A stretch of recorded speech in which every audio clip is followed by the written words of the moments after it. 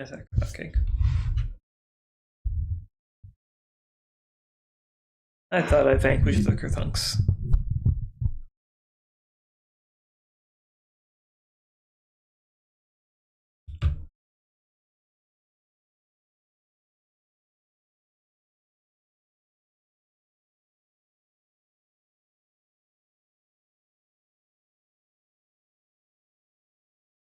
That's a little quieter. Unfortunately, I guess it's just mechanical keyboard issues be like thunk. But anyways, hello everyone. I'm Firespit, Photogen most likely to not actually have a pilot's license, but we don't need to tell Incladius or the Mining Guild any of that. Instead, we're just gonna keep on and hope they don't actually find out that that was actually a real box cutout. And welcome to some Delta V Saturn, which we dive right in. I actually remember to load the game this time around before diving in.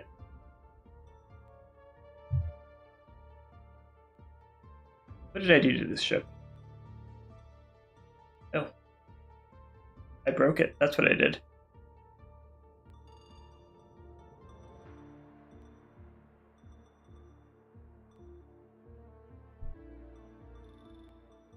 Do fix. Oh, right. I forgot. Fixes take like so much longer. This insurance is not available. What should I do to this poor ship?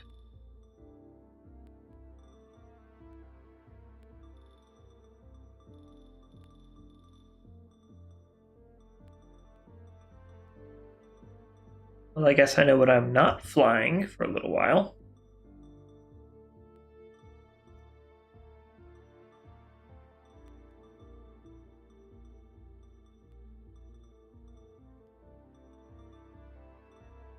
Hang on, yep, you are still out for a little while. A few more days. That's unfortunate. Who am I currently fielding then?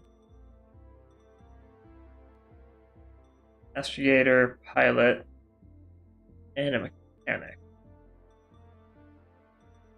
Pilot. Geologist with us.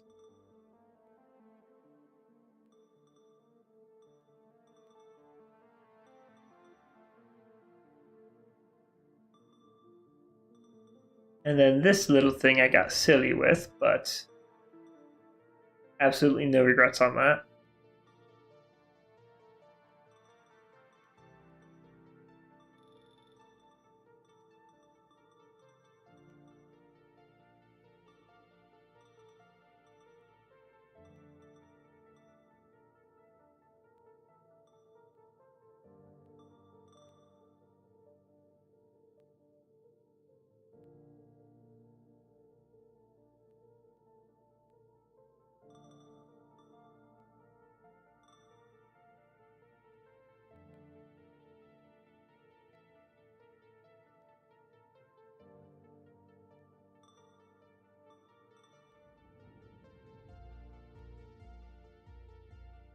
Huh.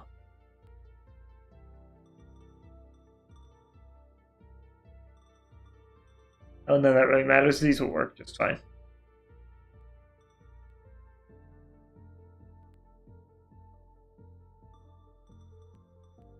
We're just going to swing over to tuning. Give that a slight increase in output.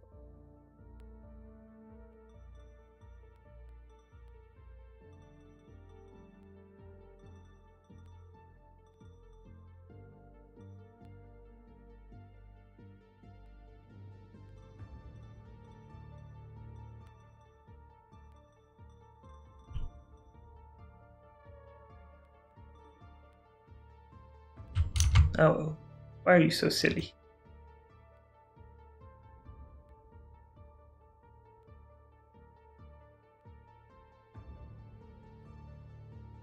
Like, I don't know what's been going on with OBS lately, but it's been like it's streaming. YouTube shows I'm streaming. For some reason, it's not actually picking up the fact that I'm streaming completely on OBS. Like I've got the little information showing up correctly, but in the previewer the chat's showing, but not the actual stream information. I don't know. It's just being silly.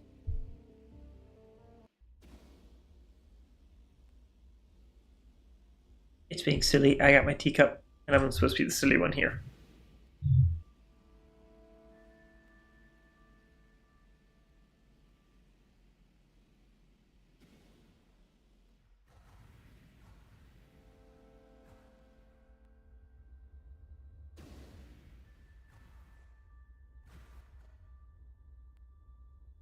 It's me who's supposed to be the silly one here because I put an over-engineered I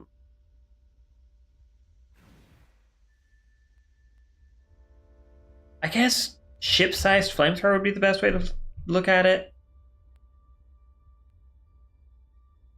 I mean, technically it is a plasma cannon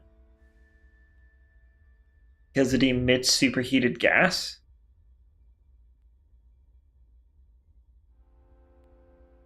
It's just not what we would typically recognize in a sci-fi sense as a plasma cannon, which is usually, hurtling hot, self-containing spheres of plasma. Typically speaking, you aren't going to get that kind of effect because plasma doesn't really self-contain very well. It needs...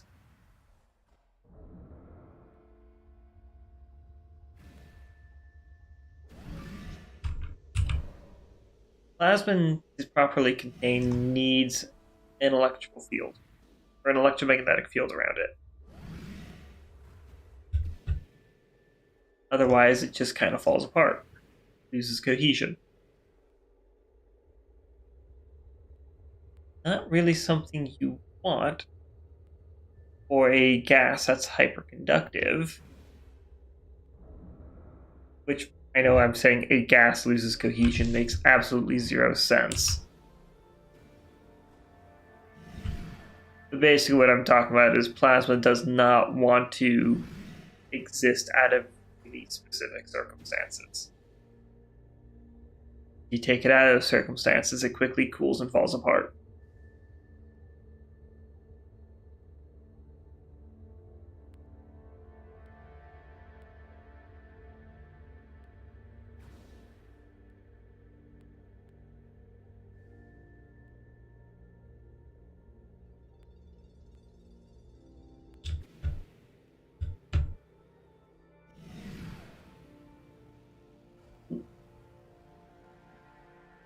It's a good bit of palladium there.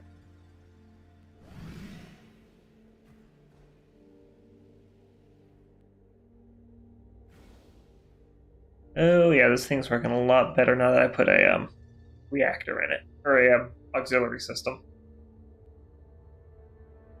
Remember last week when I was playing with this, it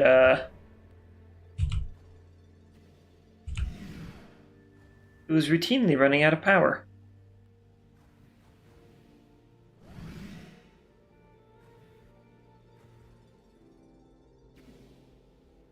Because without an auxiliary system, what little bit can be stored just didn't keep up.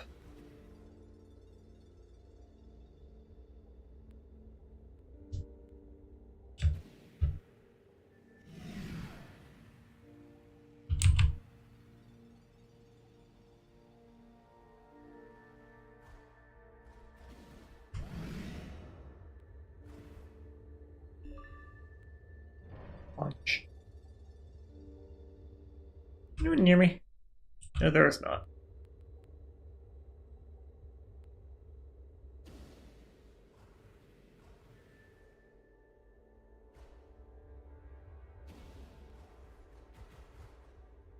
I still keep wanting to call this lead. I know it's not lead, it's palladium.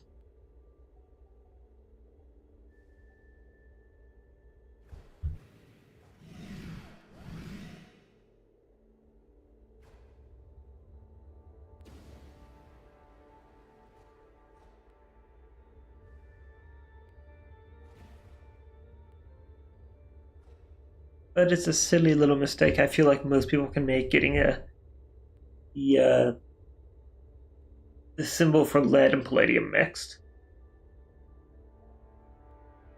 Because lead is PB and palladium is PE. And I have no idea what the Latin names for those are.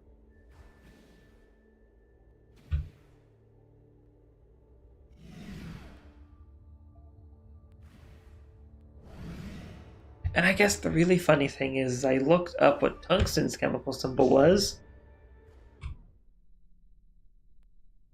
because I wasn't sure what a W was.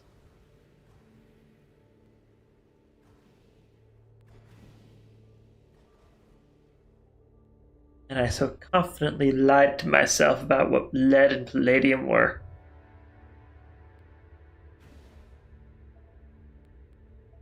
This is beryllium in it.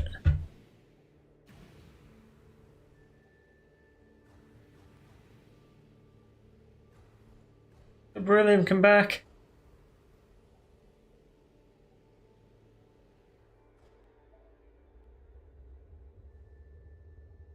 Why must you always have places to be?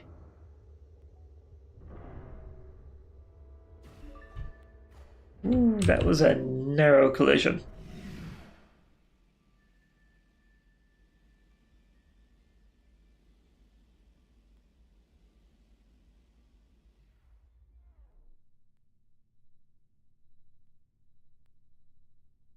Only area.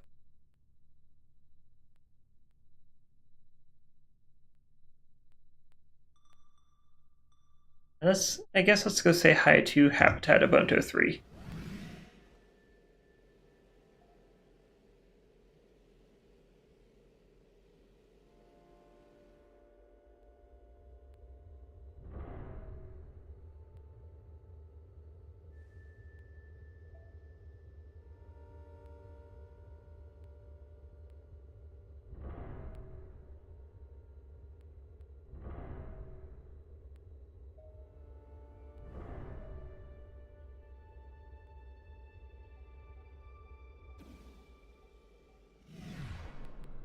See what these guys are buying. Vandium.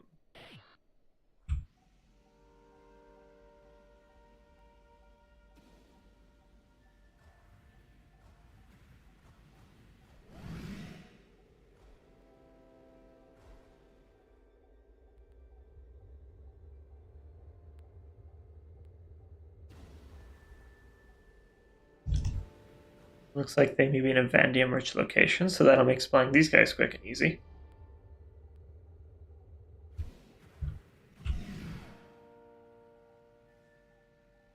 Those are beryllium chunks.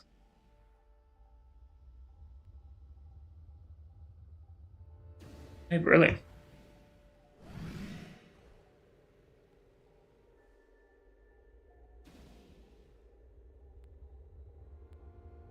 That's not moving at half the speed of light. That is exciting.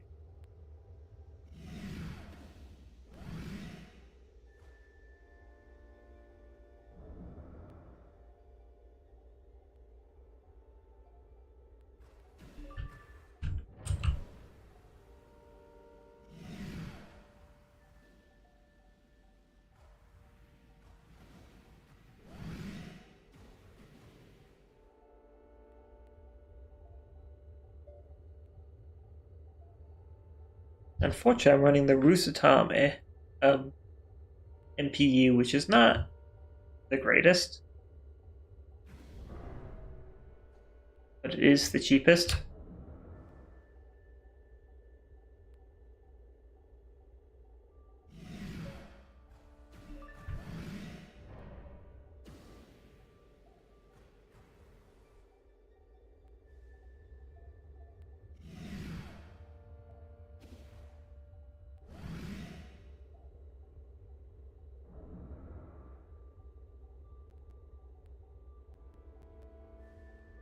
In fact, it loses a lot of minerals in lieu of high reaction mass collection.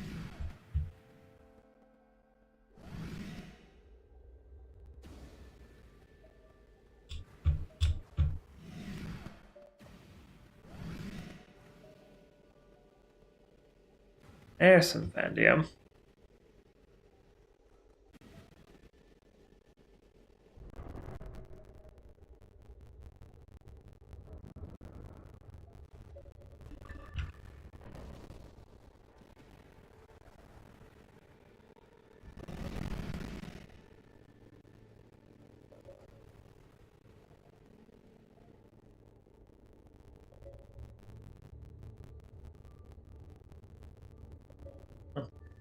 Okay. Now we'll go ahead and accelerate.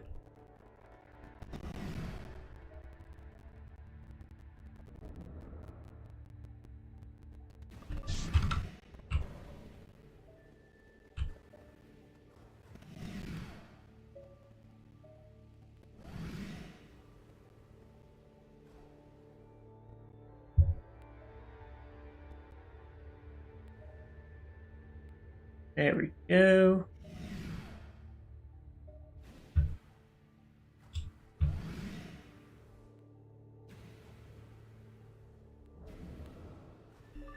That's just iron. And we'll grab it anyways.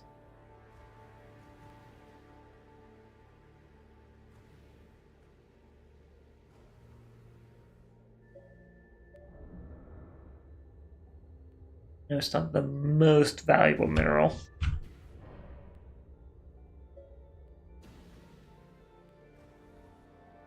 But it is still a tasty mineral.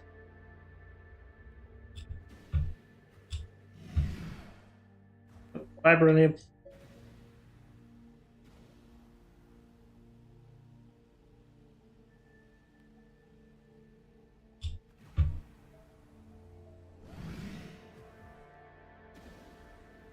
Wow, that just exploded.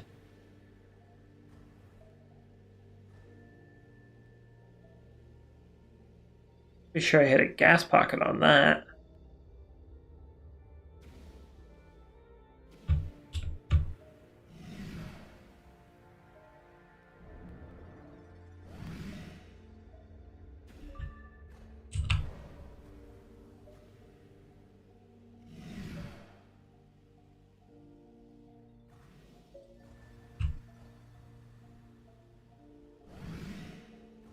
Stabilize. Stabilize.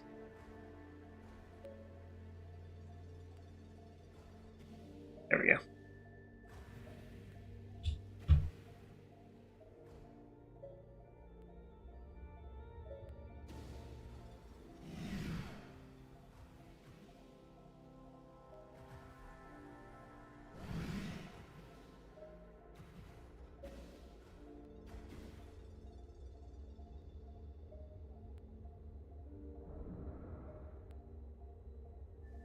Very aggressive blue glow from the cargo hold.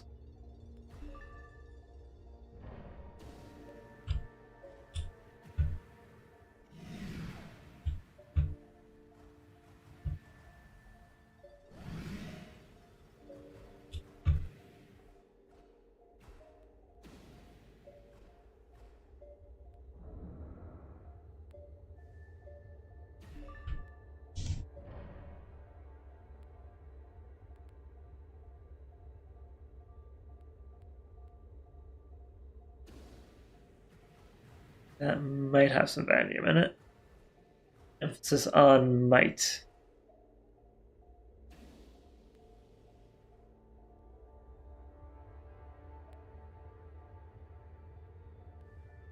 At least I'm kind of hoping it does.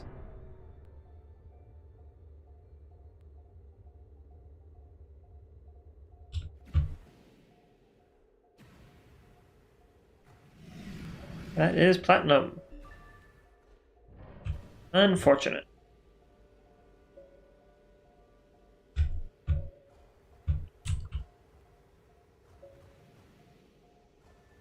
Platinum and platinum.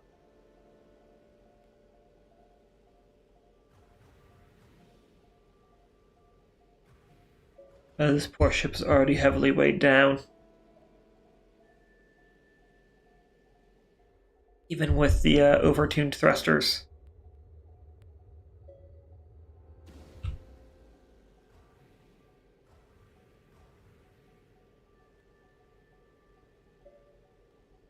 It's just not meant for this.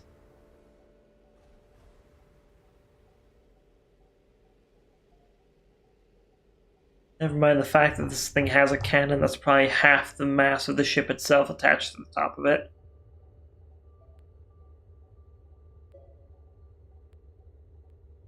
Ooh, oh, we were looking for Tough Rival. Did you see them?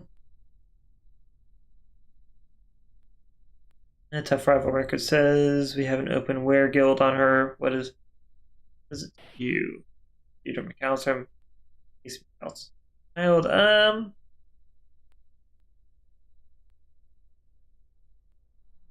See where good.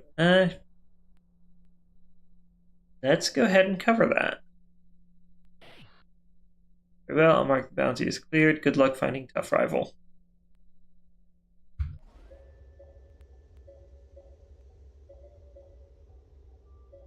Hopefully we did the right thing there.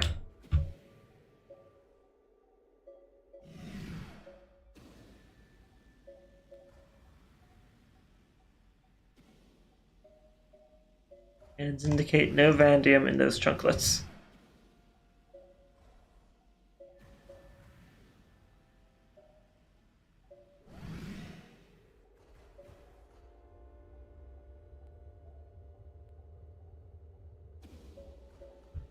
Anyone else in the area? Nope.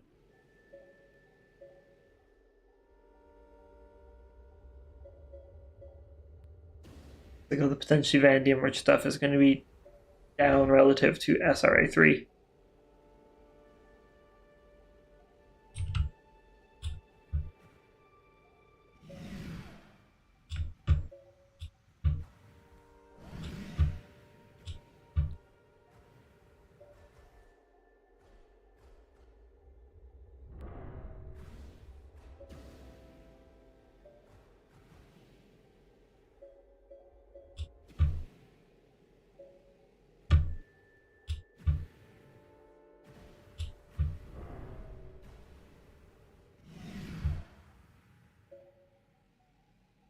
Bye, beryllium.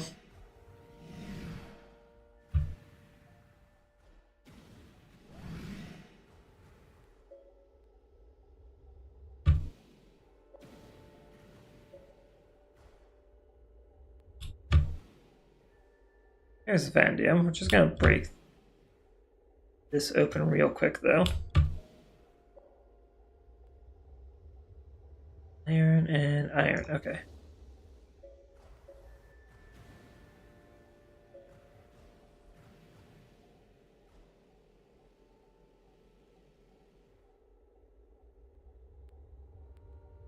That vanadium hasn't gotten too far.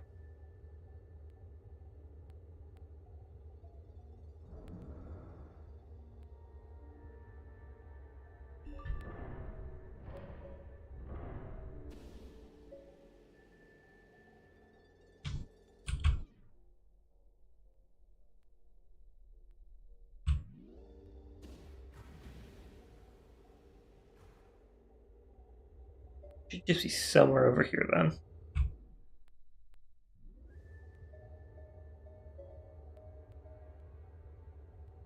That chunk of vanadium might be a little far off. Let's see what's in this.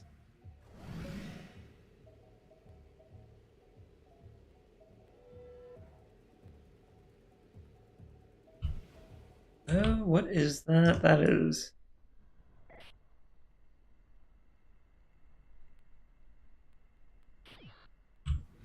Okay. That's a Gammadine contact. Just gonna let them leave. I'm not chasing after pirates.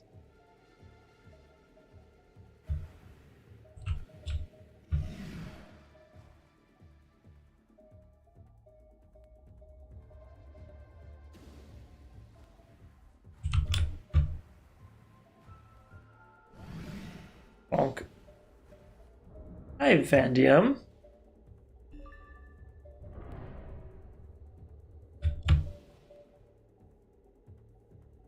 Hi, beryllium.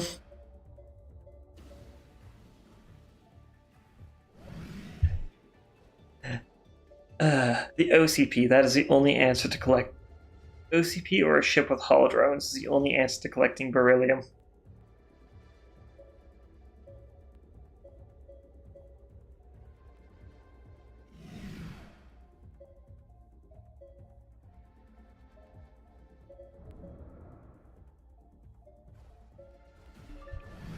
Nice bit of tungsten there.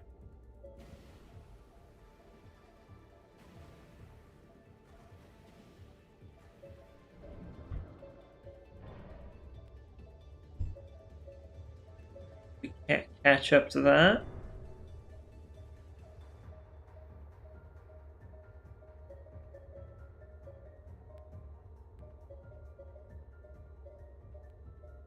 Oh, this poor ship is so overloaded.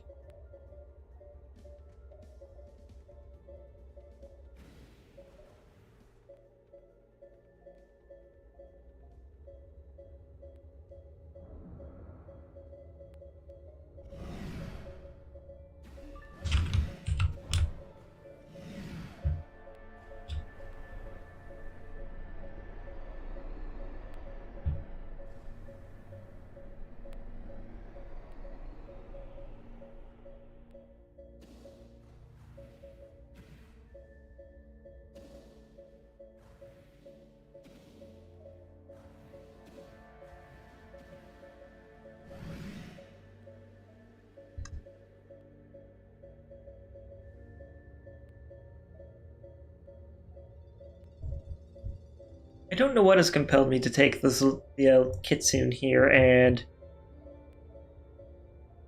well, use it as a mining ship. Really, I should take this thing, just kit it out for speed as much as possible and find a racetrack.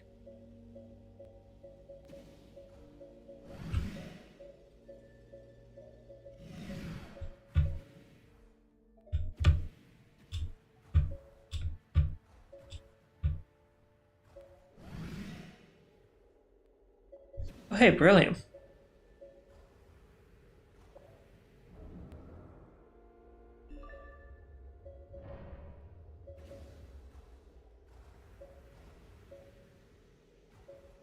Perhaps the most easily acquired beryllium I've seen.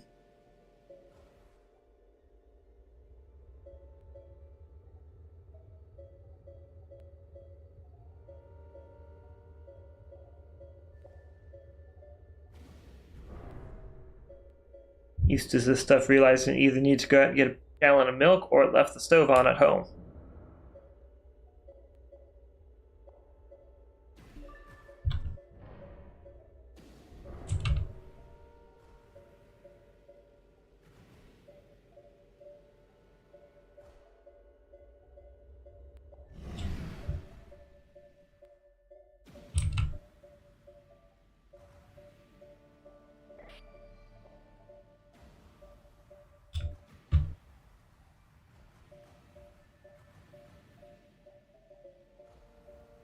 Yeah, music on the radio. Someone's broadcasting. Interesting. Go drop off what we got at SRA. SRA 3 here. Which is not a lot of vanadium, but it's something.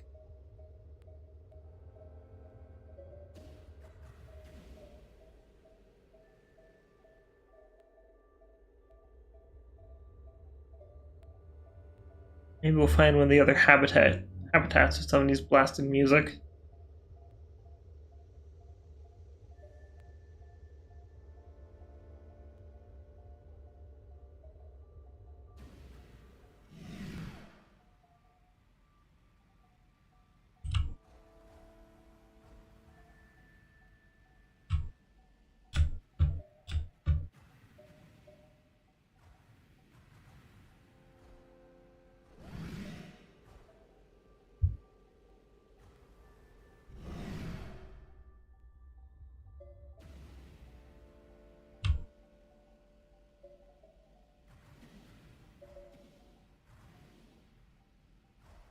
Okay, there we go.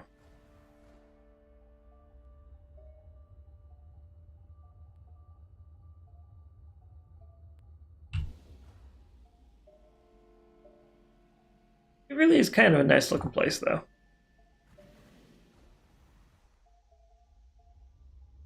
Got some nice trees.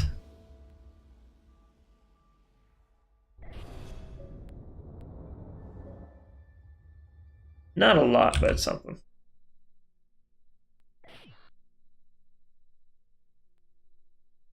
Oof, 800,000 for a defense license. Not quite in the field of affording that. I'm hoping at some point, if I keep selling with them, they'll get cheaper. Oh, that is very close to me.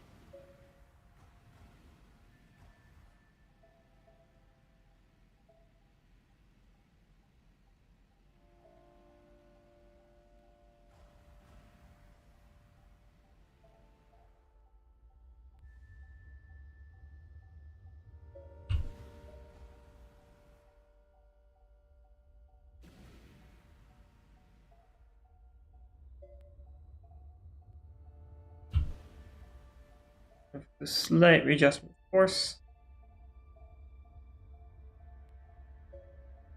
How dare you?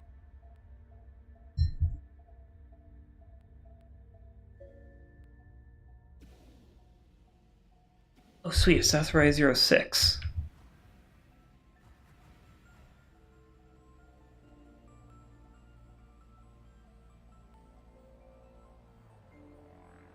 We were buying like platinum or palladium.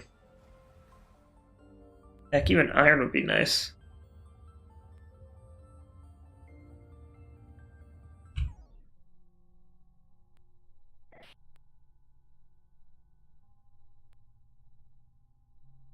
Or they're also purchasing vanadium.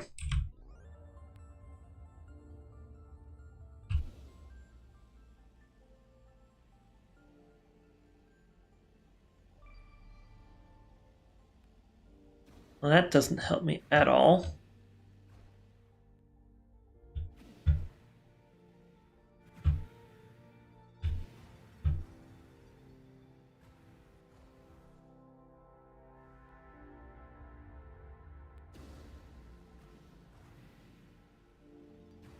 I just throw the larger thing of beryllium here.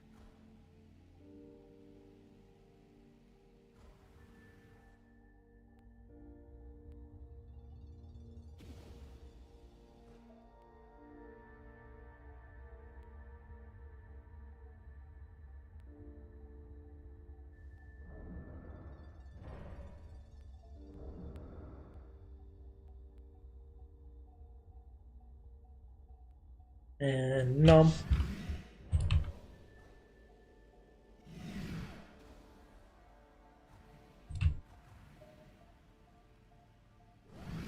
Ooh, she does not stop easy anymore.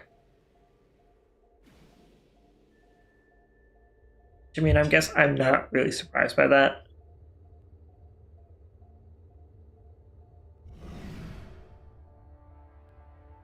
This thing relies exclusively on reaction thrusters.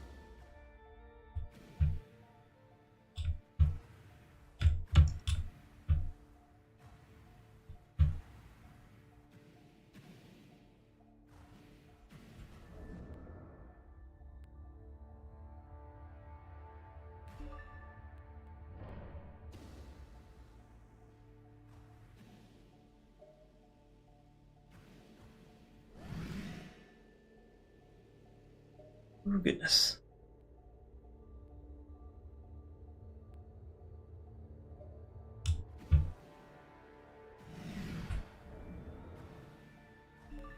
So, funnily enough, I actually used to play Elite Dangerous. Kind of stopped playing it, or, well, honestly, I kind of stopped playing it because all I wanted to do was space mining. Or just flying my over-engineered Mamba speedboat. Like, I didn't even really want to fight pirates. I just wanted to fly around and go new them. But it was always kind of annoying going to mining sites and getting harassed by pirates. And there wasn't really any, like, racetracks.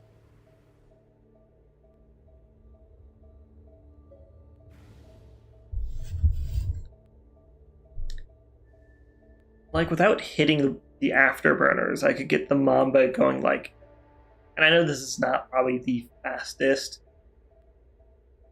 as I was not done min-maxing the engineering on that thing. And also I had a Type 3 plasma cannon on the spinal mount.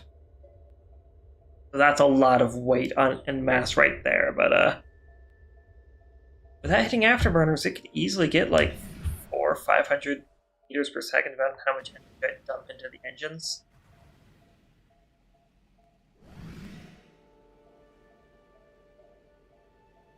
Sure makes all of these ships look like they're dragging their feet, that's for sure.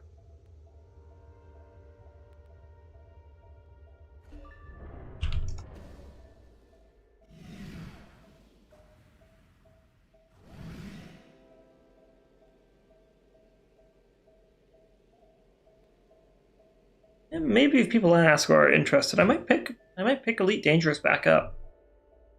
I just make it as kind of chill sessions like this, like Rings of Saturn is. Just, find a nice asteroid field and just go mining. And then jump between stations looking for the highest prices to sell off at.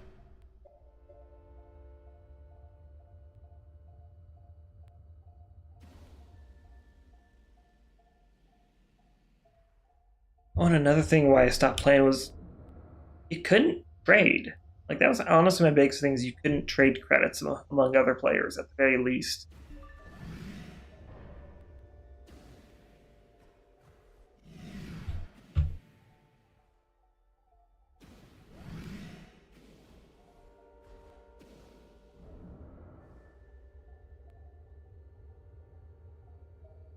Launch.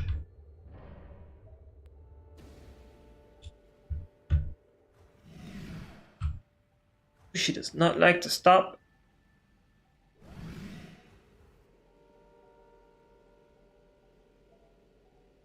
And unfortunately, the few people I did play regularly with, I kind of preferred pirate hunting and Thargoid hunting over spending, several hours in an asteroid belt, mining up those tasty minerals. Which is nothing against their playstyle, In fact, the only people I judge on the playstyles are the ones who do, are the ones who pick up passenger runs. Like, there could have been so much more for that, and instead you just pick up annoying tourists who spend like 2 seconds at their destination, are like, okay, take me home. But also, can you stop at this unrelated station and buy me 600 tons of electronic consumer components? And maybe I'll reimburse you for it.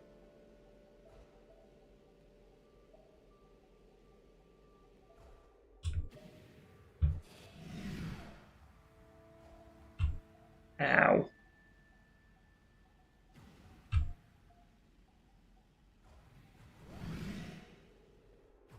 Ooh, mining with my thrusters only. Oh, that's water. I could use the reaction. Oh no, I don't need reaction mass.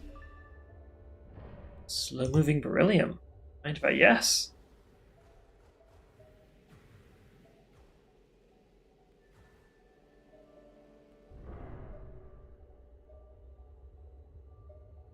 There's a ship nearby.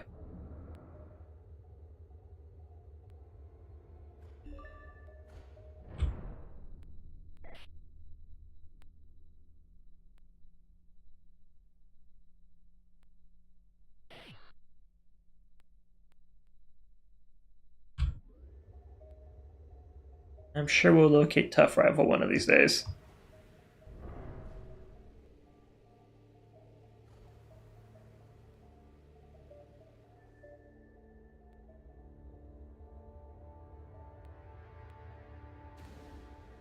But anyways, yeah, so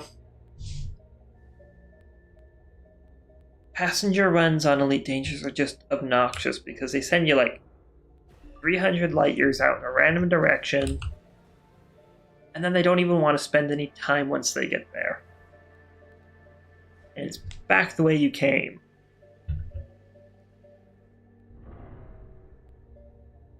And half the time, whoever you pick up is wanted in like half the systems you're going to.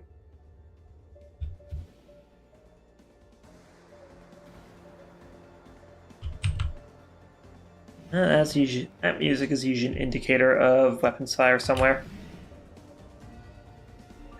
Ship versus ship engagements.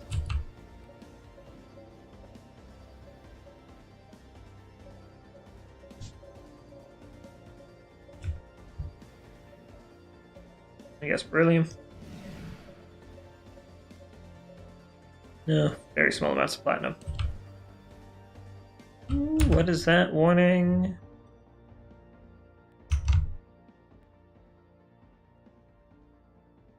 Is not responding. Oh no. YouTube's not receiving enough video to maintain smooth streaming. As such, viewer experience will be buffering. Oh.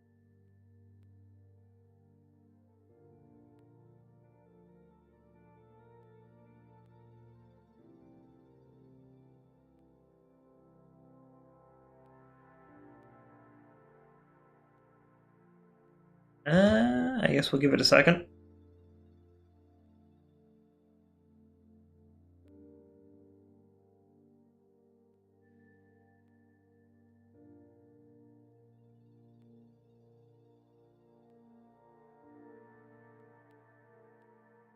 Maybe we'll give it a second.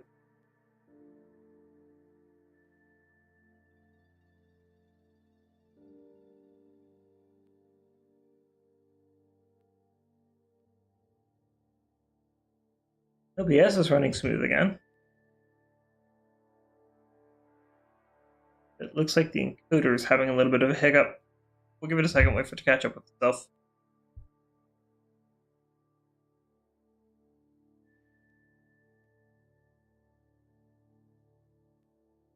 And hopefully we should be good now.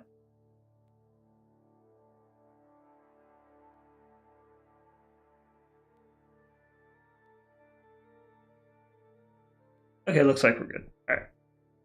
Picking things back up.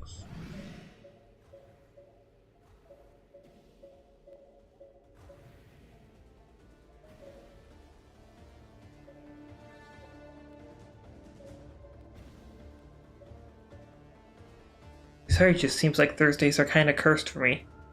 Really unfortunate.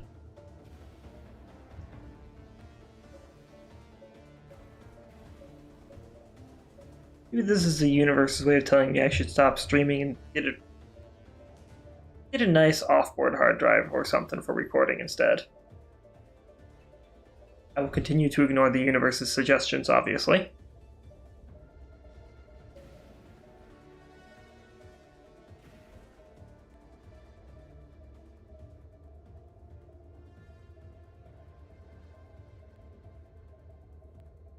Alright, BLT, what you got going on over here?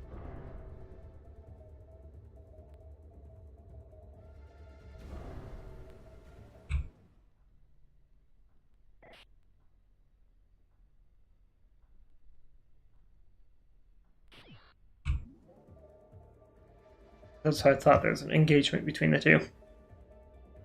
I'm gonna hang back from this. I'm gonna see who goes down, and I'm gonna just pick up the life pods.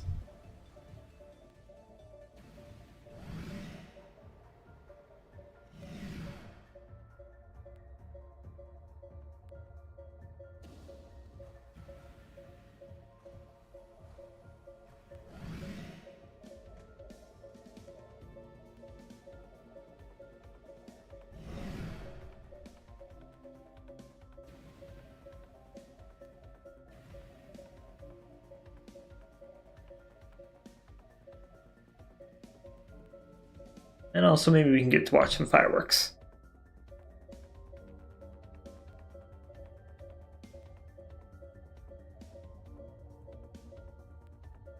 That was a big shadow over there.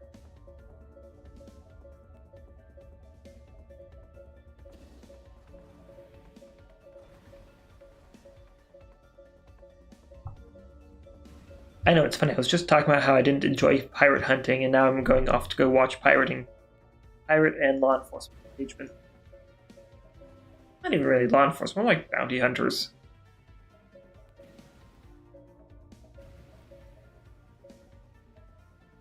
Like some pseudo law enforcement.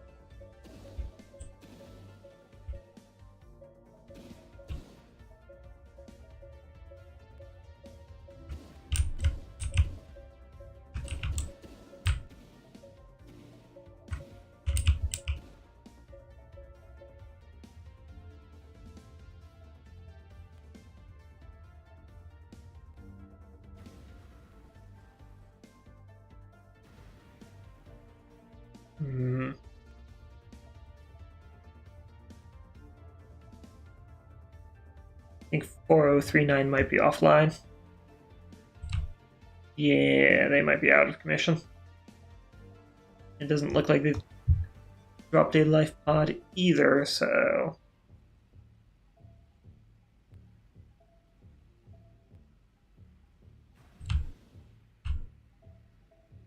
I guess we'll go ahead and just finish filling up our cargo hold.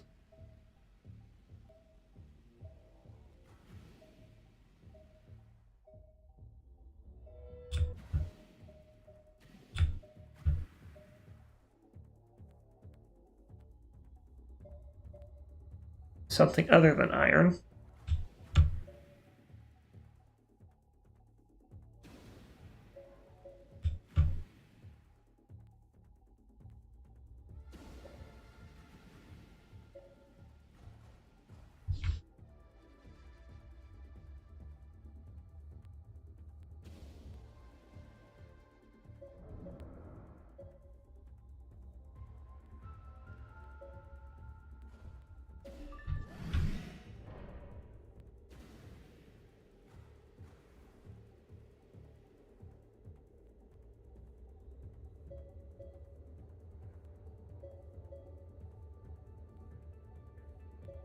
And blast open that.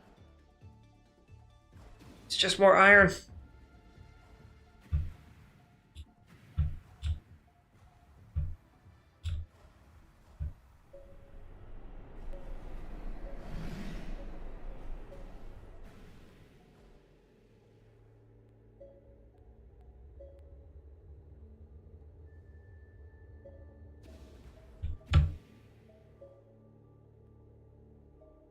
Go platinum.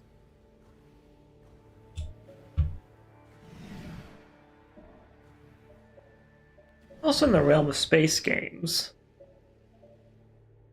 This problem's probably going to be an older title that might end up dating myself just a little bit, but I also used to play Star Trek Online.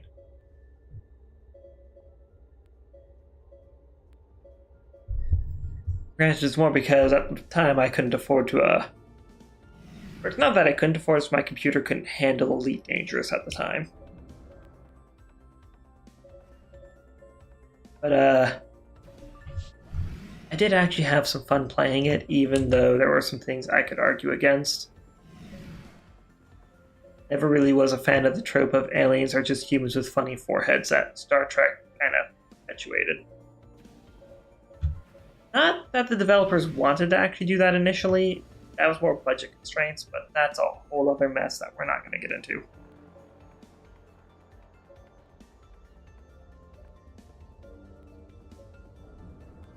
But, kind of lost interest in that one shortly after their, and around the time they started, they tried to do their own, temporal Civil War or Cold War sort of plot line. I was already losing interest in the game, but that was kind of the nail in the coffin, final nail in the coffin moment, if you will. And it was at the start of that storyline where you had the main villain in a new version of the Krenim time ship, and you had him basically dead to rights 3 times in a row, for lack of a better term. His hull was at 0%, and 3 times in a row he just manages to escape. And it's just, at that point, it's like, I'm already of the opinion time travel is lazy writing. Because it's so easy to mess up, and it's such a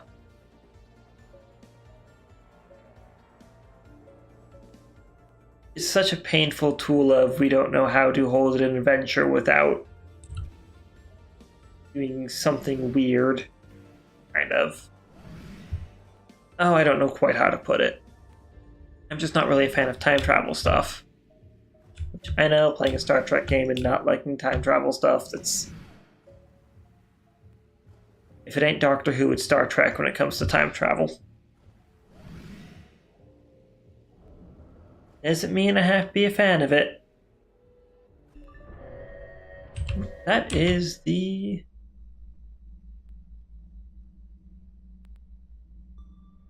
That's the MPU full. Okay. Mechanic.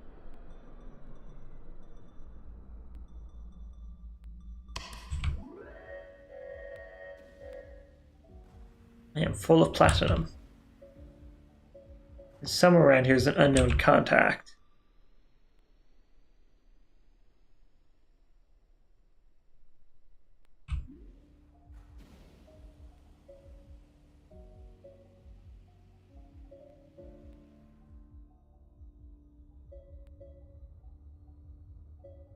Let's head up, for lack of a better term.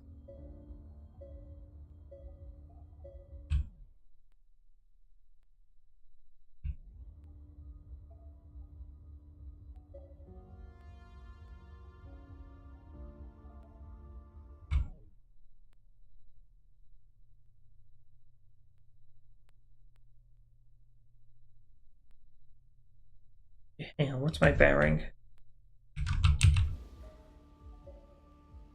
That might help me out a little bit. 765. My current bearing is...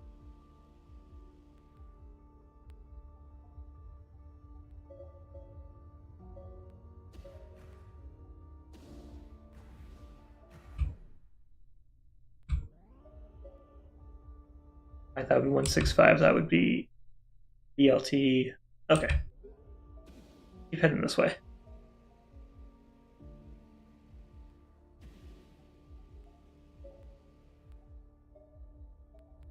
Anyways, though, like I was saying, I kind of lost interest, or I completely lost interest in Star Trek Online, basically after a situation where it had the villain of their temporal storyline in your sights 3 times in a row.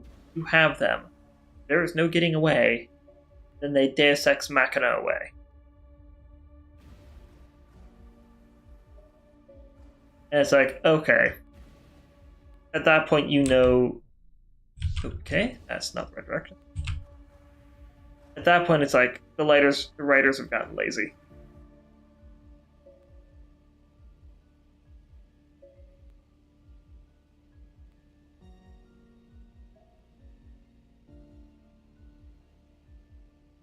The writers no longer care. They've gotten lazy.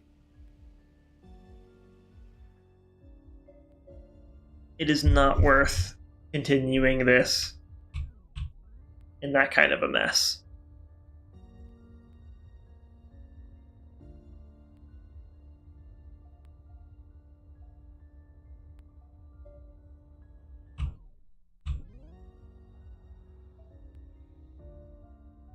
That's just... He's going at 189 degrees.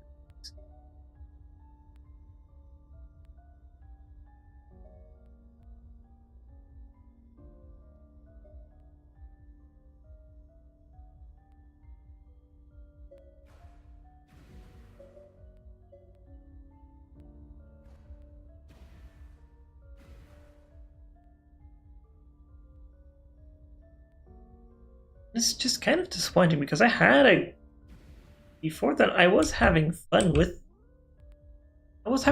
the MMO. Don't get me wrong. It's just it got to a point where it's like lazy writing was genuinely starting to take over. And at that point, doesn't matter how good various mechanics are, which I say there aren't a whole lot to speak of.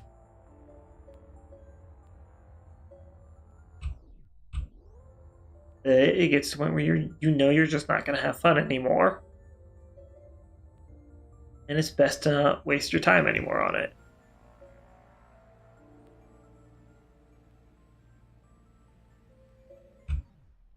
Huh.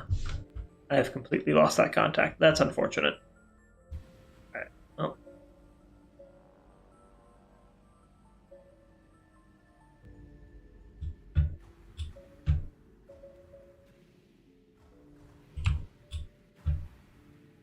Bye, Beryllium.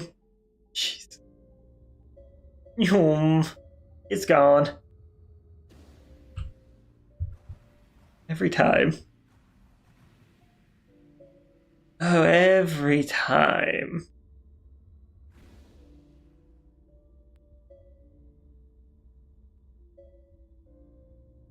Like, I must go. My people need me.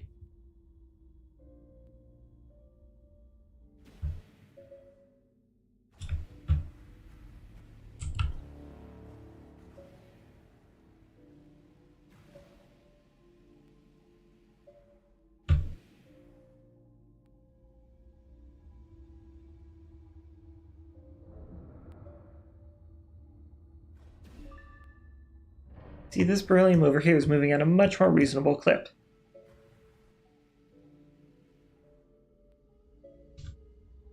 It isn't significantly more reasonable. Cargo bay was stuck open for a second there.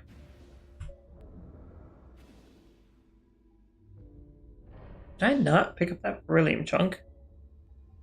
Is it just kind of riding on the front of my ship? Kind of funny if it is. Yeah, no, that is definitely just riding on the front of my ship.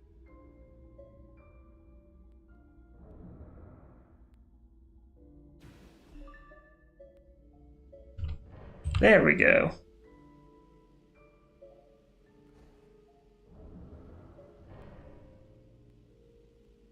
Maybe.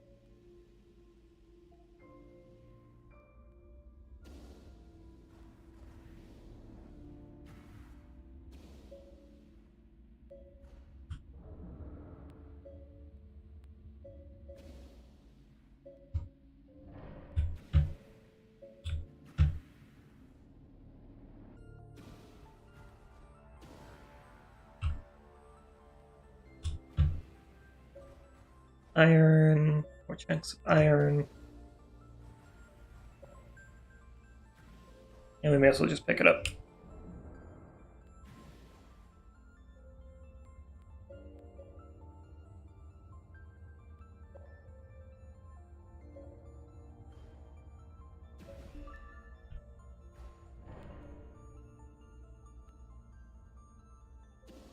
Weird.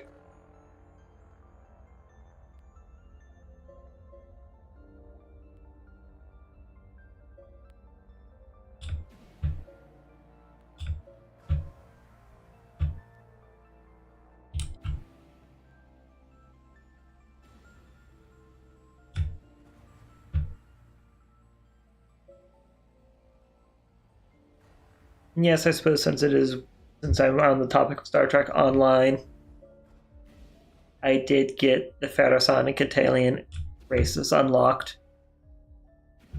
Those were fun because they had a higher jump height, and you tell that the developers did not edit any of the older maps, or even half of the newer maps, with that increased jump height in mind. So you'd end up in places, you'd board various stations, and you would find like a bunch of Pharoson and Catalian players hanging out on like the rafters, and you'd have a bunch of new players trying to jump up there to get up to where they are, not realizing that they have a racial specific jump height.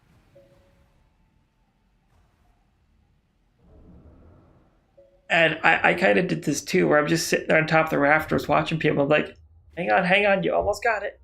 You almost got it. Okay, hang on a second. Try taking off your kit. That'll make you jump higher. Your kit, yeah, your kit for a quick explanation. You didn't have. Well, yes, there was 3 classes you chose from. You didn't have class unlocked abilities for your ship or ground loadout. So your kit affected what abilities you had for your ground loadout.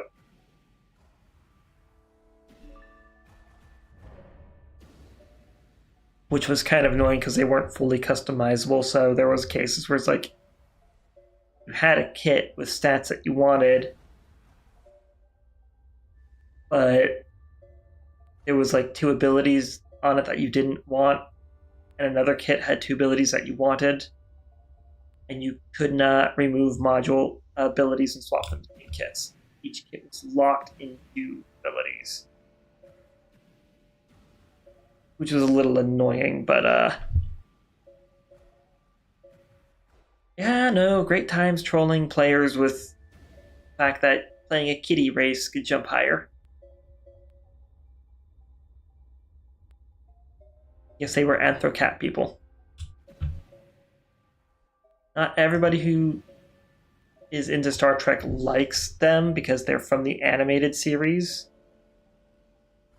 But the Star Trek animated series is, according to CBS, which is the owners of Star Trek, the animated series is canon.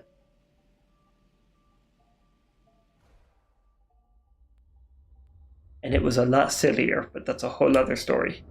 Right now we're just talking about Star Trek Online and kitties.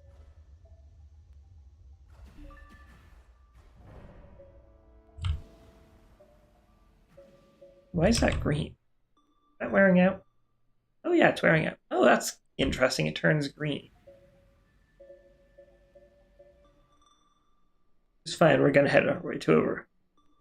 Make our way off to Encladius now.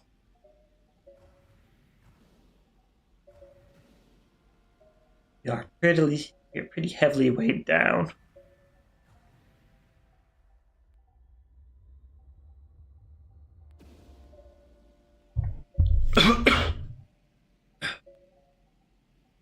I'm good.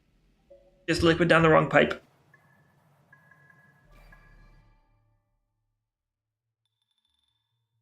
Yay. Pilot the kitsune and the plasma thrower for an hour.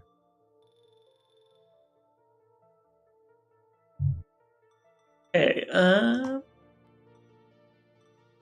Fusion Angst is done with repairs. What is wrong with you? What is your problem? That's not too bad. I did kind of want to give this thing a try. It's got a, oh, it's got EMP shielding. I didn't see that coming. Oh, the other ships, what do they got going on? This one has cargo bay variable. Cargo bay. It's a variable cargo bay. How does that work?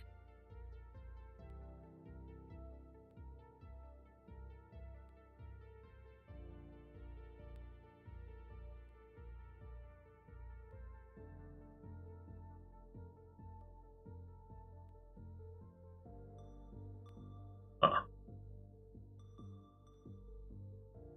Oh well. Airs, what does this have exactly?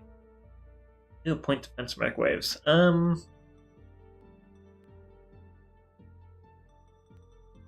don't care much for the point defenses. Points.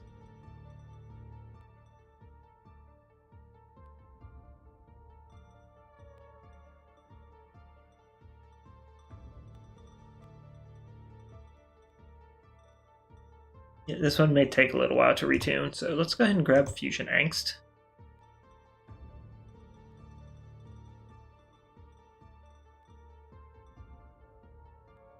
We're still out for 4 days. I'm going to tag you as active.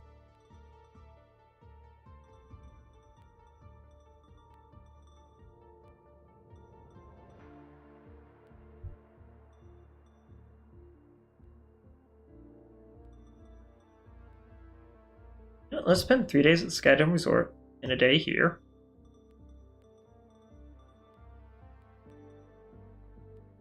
I'm still out.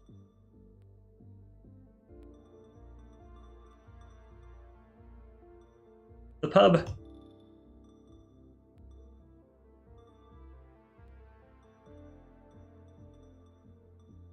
Nope, still out. Okay, so we just need to get... There we go.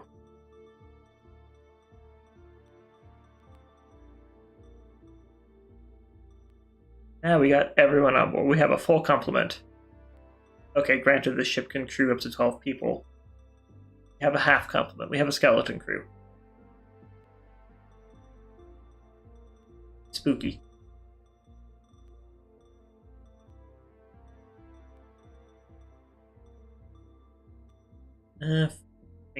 Targets below. Bringing targets below this distance into an open. Okay. Acceleration zone.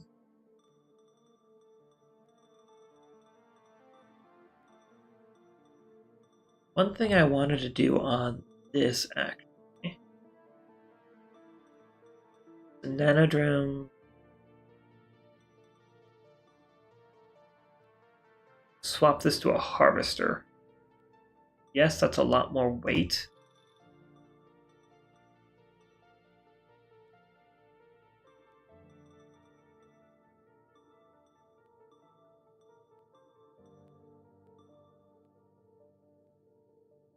Let's see here.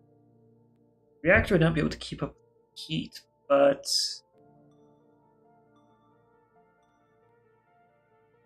oh, that's not going to be good for that.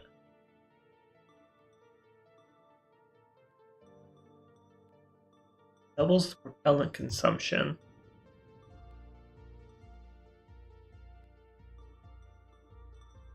Operation mode, variable thrust, gimbaled.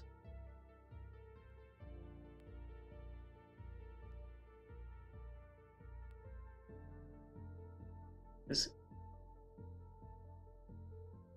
agile gimbal mount. No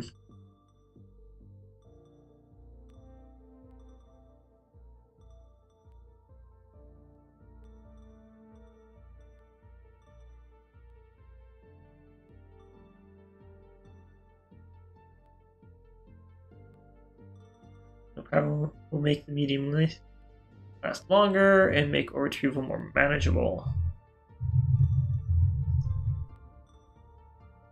Low frequency lasers deliver powerful vapor explosions.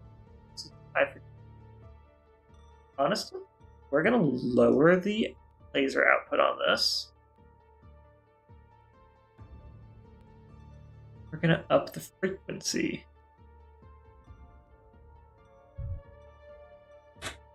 Make things a little more gentle on breaking things apart.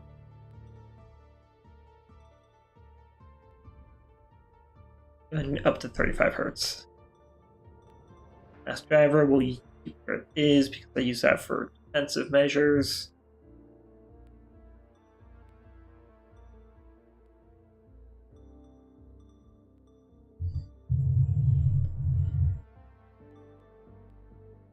Oh, yes, I need to swap my HUD.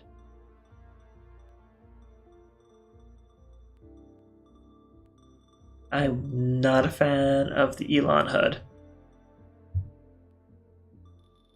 Though I like the kitsune.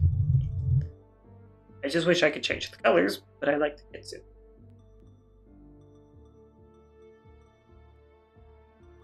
Go back in their tuning.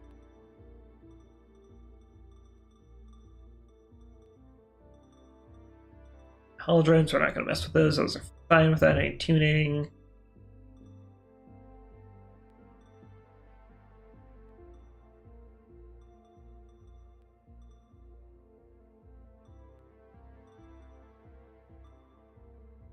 Pilot sensor confidence. Under some circumstances, these readings can be inaccurate, causing maneuvers to overshoot. Decreasing sensor confidence, making it slower but more precise. Pilot leeway tolerance. Higher values provide better remass economy, but lower ones cause better accuracy. That's fine. Honestly, no, that's fine. We'll just leave that alone. Drift tolerance.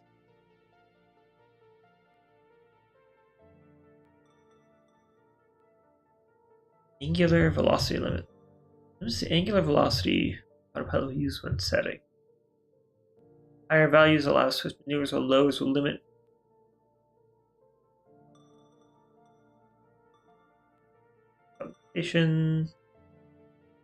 Lower unbalanced crafts might be able to leverage their main drives better. Minimal crafts may find this reducing their thruster output more often than they like.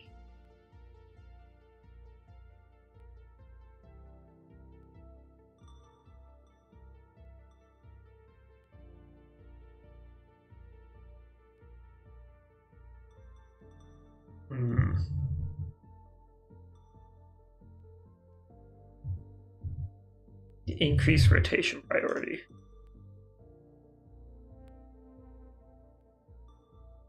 $70.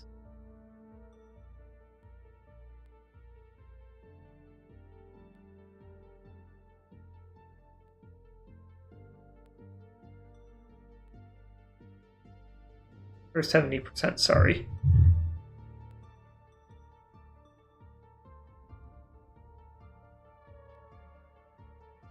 Reduce this to 65 degrees. This should kick in the primary thrusters at 65 degrees of positioning.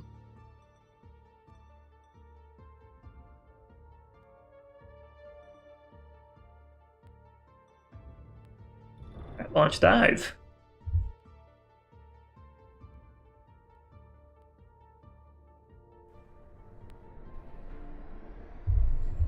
And I might change off the gimbaled thrusters later.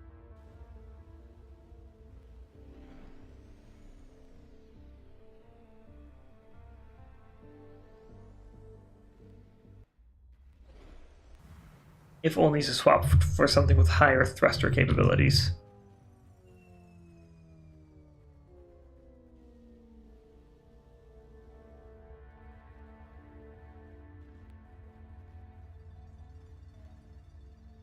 I would like higher nanodrome storage, but that'll have to wait.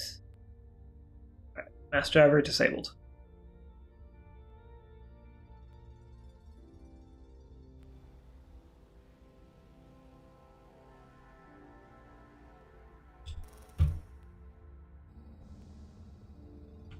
Excellent.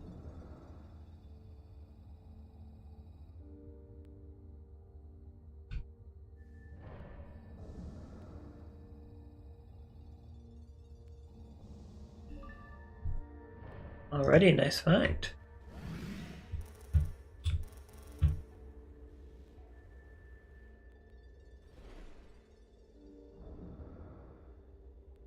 Let me try some different autopilot functions. I know one of them is supposed to show the angle of my mining equipment.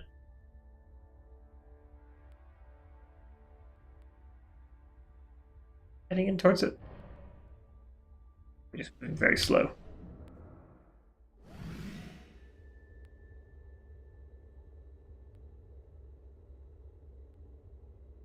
Launch.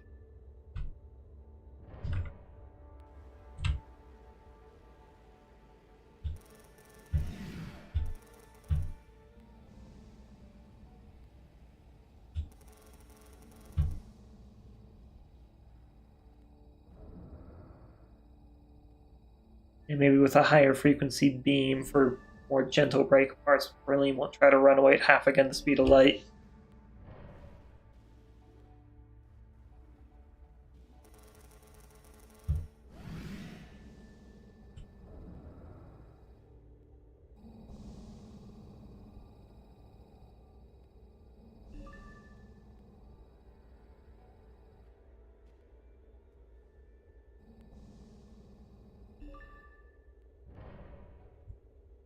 It's almost like a tractor beam, but with single-use drones. Now, technically, you could make a tractor beam. Granted, it's not going to be like the sci-fi magnetic energy pull in things in a cone that gets wider. Rather, you could use, well, obviously you could use magnetic fields to grab something and pull it over. Now you can also use something similar to how the nanodrones actually work. Here, using laser ablation. Basically, you have an array of several spinning lasers to catch whatever it is you're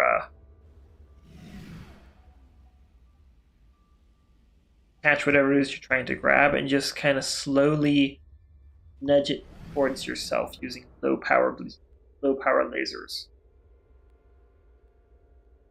Because photons do have mass,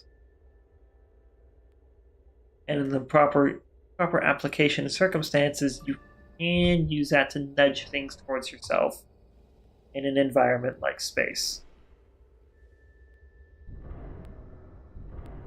It's slow, don't get me wrong, but for certain delicate operations, it's perfect.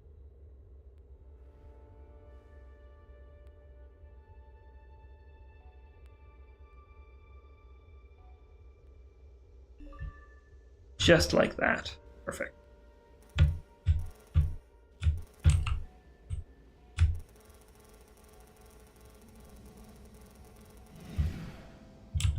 Or you can just use drones like this. Oh dear.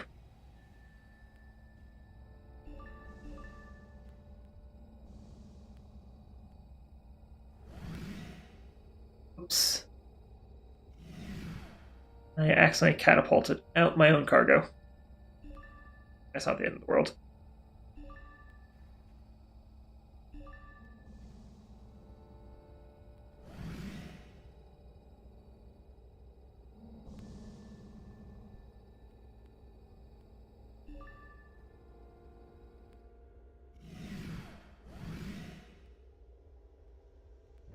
Okay, got other stuff coming in.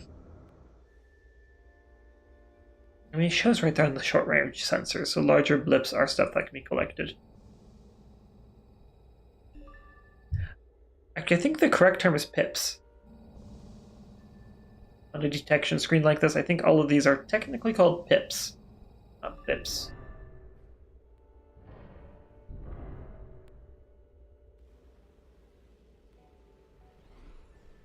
And like how the front of the aircraft is actually called a snoot. So if you have an aircraft whose front is angled down towards the ground compared to the rest of the craft, that's called a droop snoot. That is a technical aviation term, and it is amazing.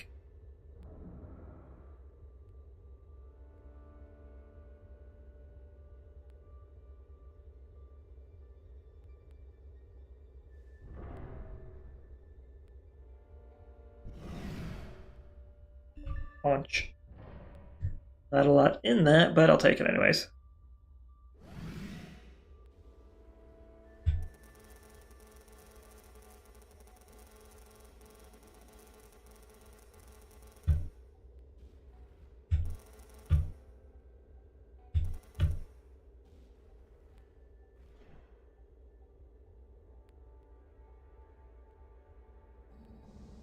Send in the drones.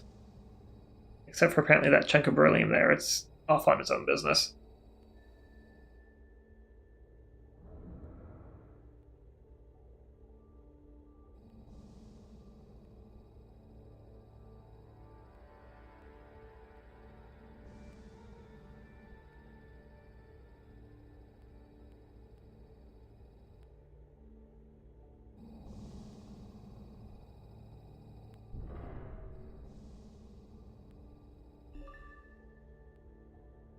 Vanadium. And little bits of iron.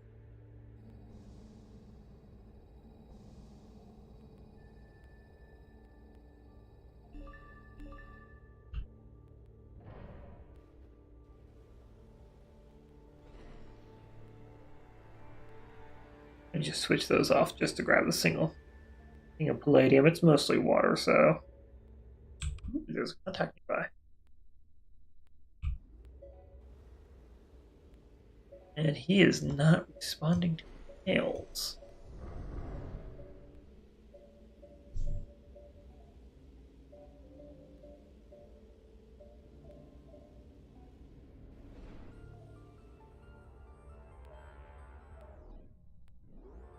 Why are you not responding to hails, buddy? Is everything okay?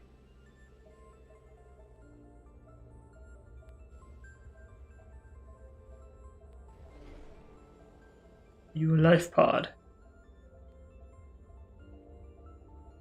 Are you a derelict?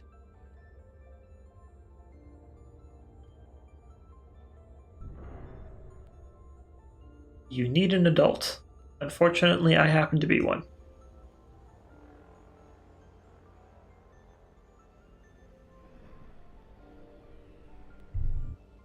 I know, a terrifying prospect when you really think about it.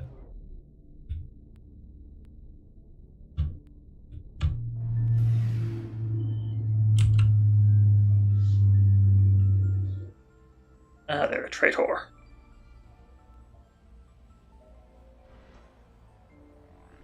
Come here, you.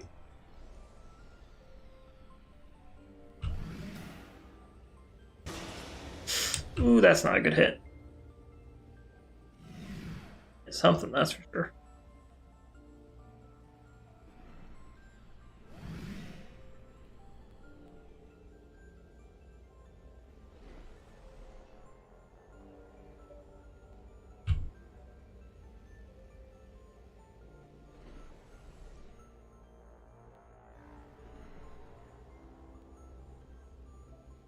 Okay.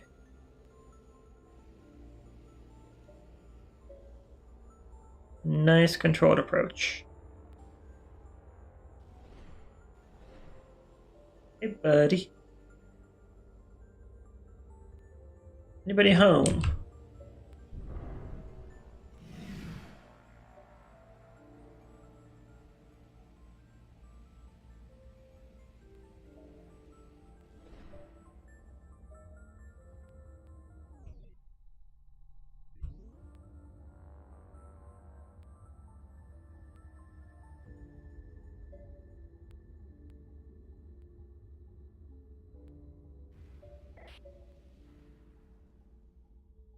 Yeah, the data block matches cryptocurrency. Let me decrypt. Oh!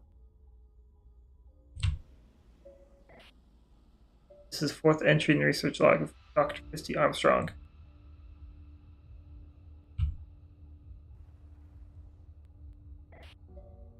Natural rock formations contain considerable amounts of uranium, carbonate crystal form. Forming such crystals in microgravity is highly unlikely, and thus suggesting external gravitation. Captured materials near critical mass, held stable only by water impurities. Do not take zero poison inside, or we dare not take zero poison inside. It's a whole lot of spaceships to leave drifting in the rings. What happened to her crew? No. McAllister. Oh, Grace, if you want to grab her.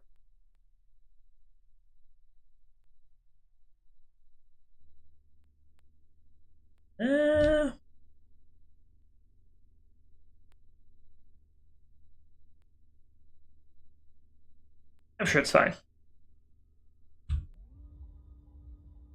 I believe in you, Grace. Just in case, I know these things like the thruster burn right in your face.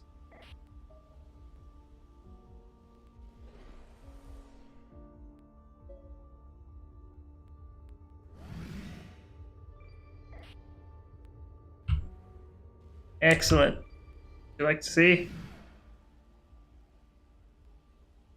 That's not what you like to see. She's supposed to be an astrogator. Jeez.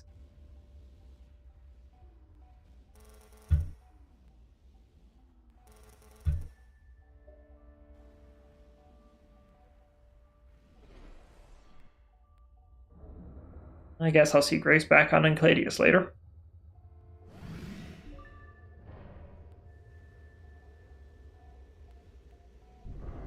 let's go and turn my drones back on.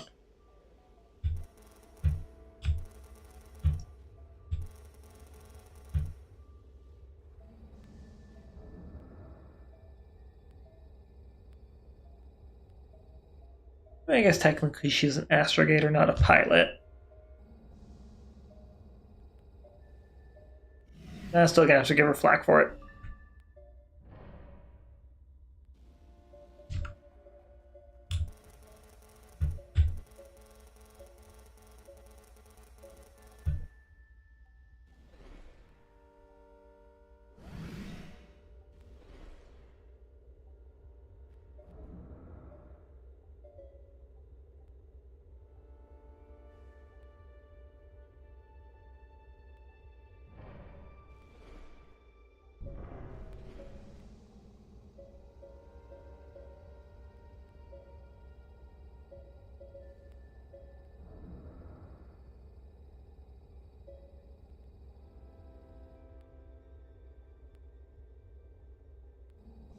Still an interesting find.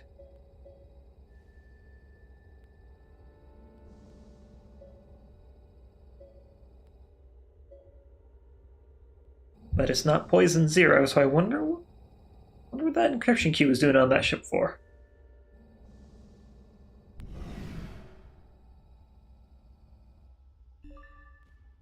Okay, so that apparently does not have collision.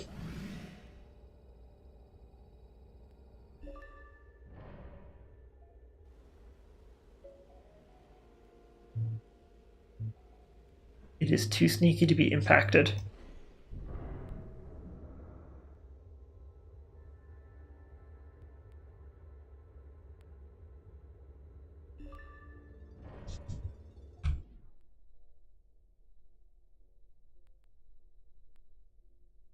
Go ahead and check out the habitat, see what they're buying.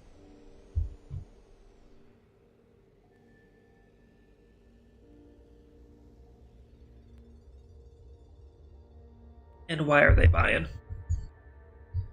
And why do I insist on just bringing a single cup of tea with me when I know I'm going to be drinking a lot of tea? It is boiled leaf juice. I am actually not really interested in alcohol.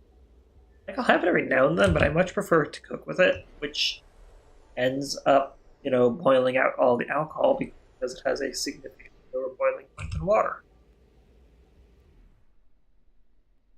Physics and all that. Platinum. Nothing on board at the moment. I have everything but platinum, actually. Kind of funny. Anyways.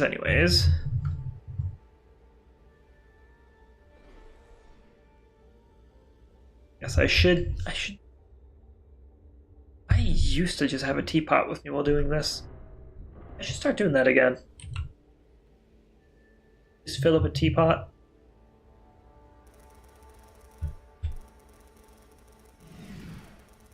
Not laser. It'd help if I was pointing the laser in the right direction.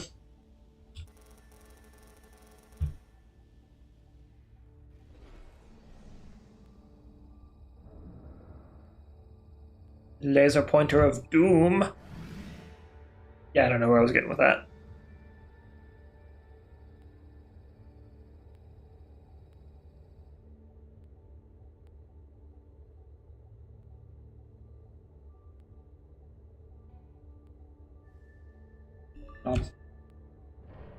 Platinum. And nom.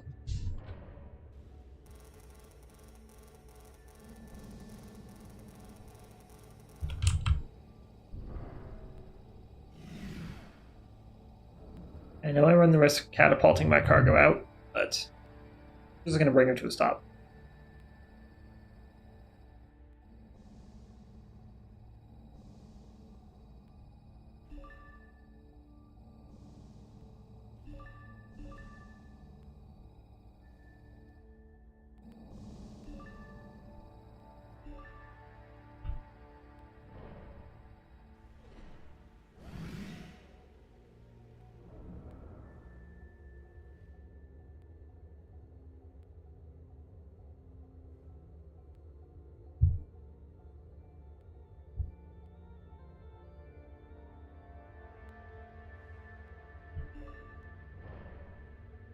Excellent.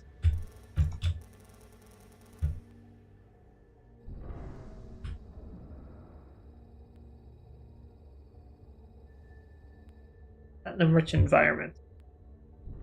Love it. Oh, hey, I grabbed beryllium. Right, I grabbed that way earlier.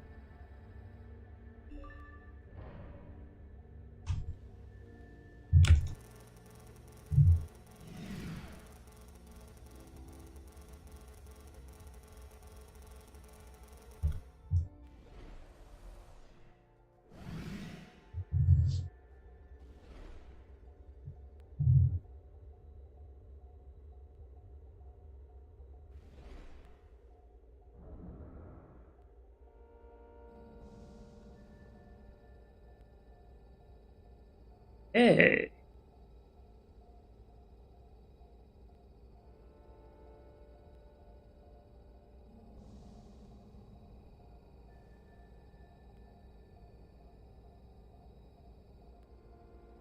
Hit their platinum.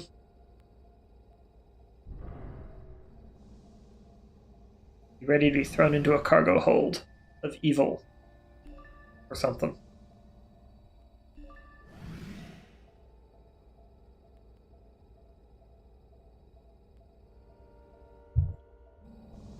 Considering getting the more advanced cargo hold that can convert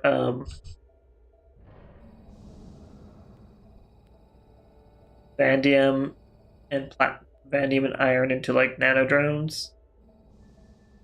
But I'm not 100% sure if it would be worth grabbing. Like at that point, you were doing some like hyper specific mining there.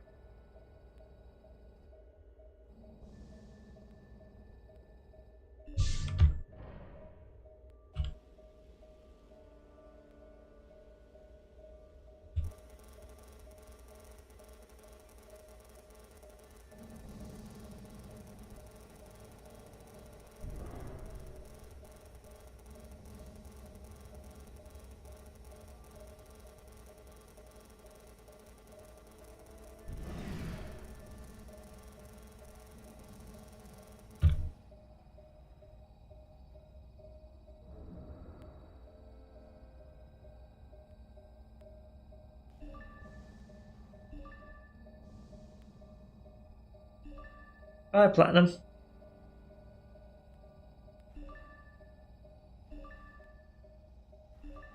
That's an issue.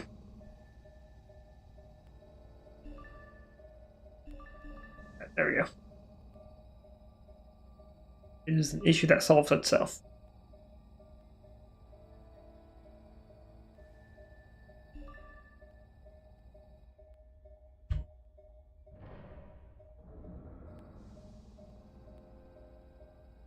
Well, mostly solved itself.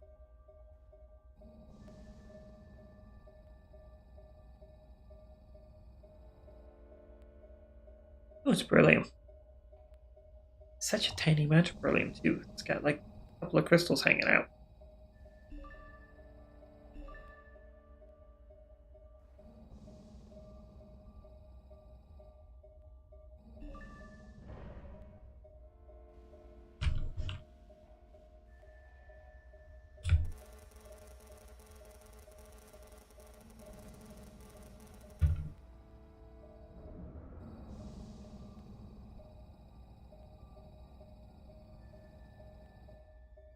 Oh, more platinum.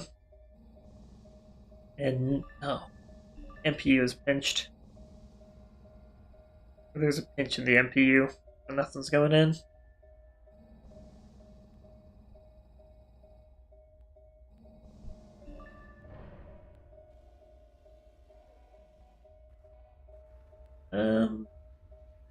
Given the range of lasers, maybe we should not point directly at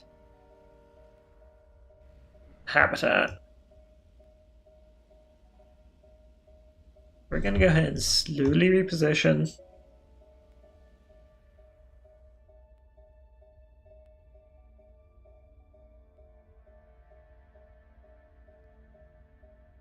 There we go. Re-rotate, hit the brakes.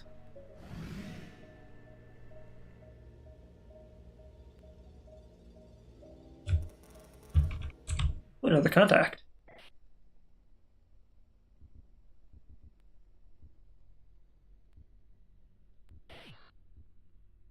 Okay, doesn't ring any bells.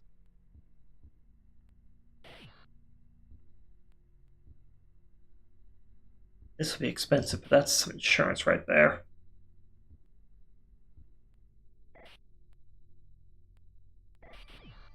And a radar anomaly.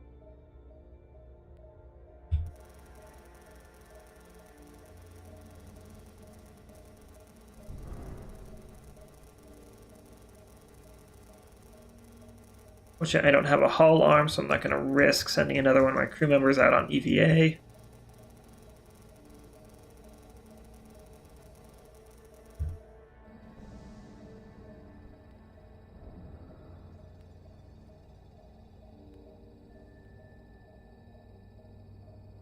I'm just going to let the rescue ship do its own thing.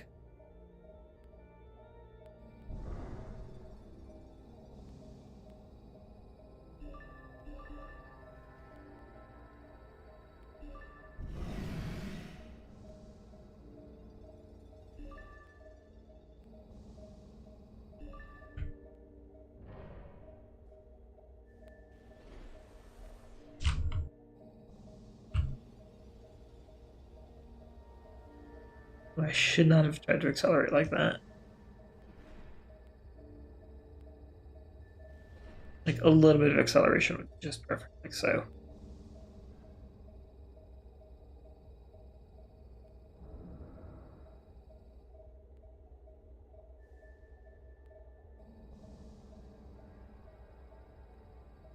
Then we'll go ahead and scoop up all those delightful minerals, all that delicious platinum, and bring it over to Habitat 3.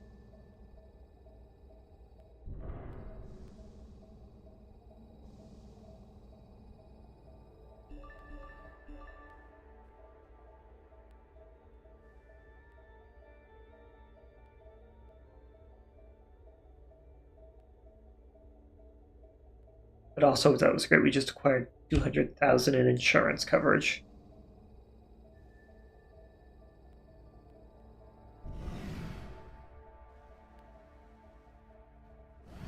Light adjustment heading.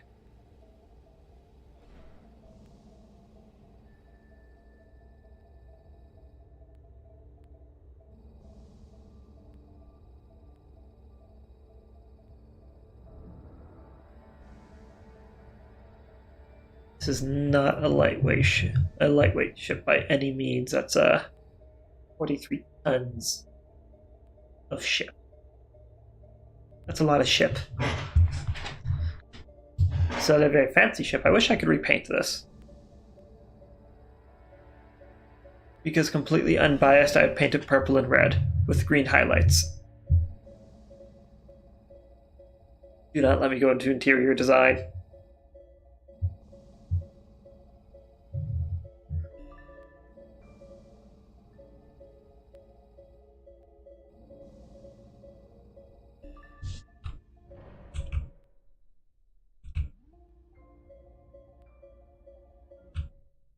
That doesn't appear to be. Hang on. Before we go to the habitat, got over here. Relict, life pod, the bees.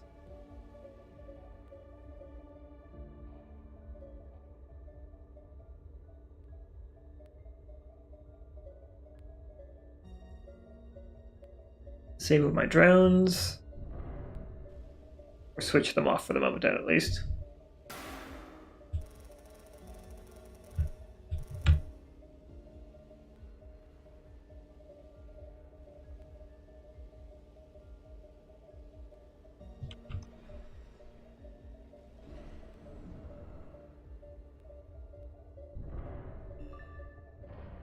Like that. That might be the ship the rescue ship is going for.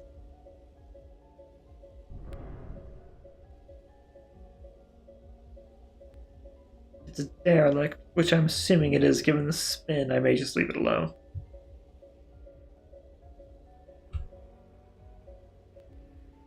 Yep, that's a derelict. Okay.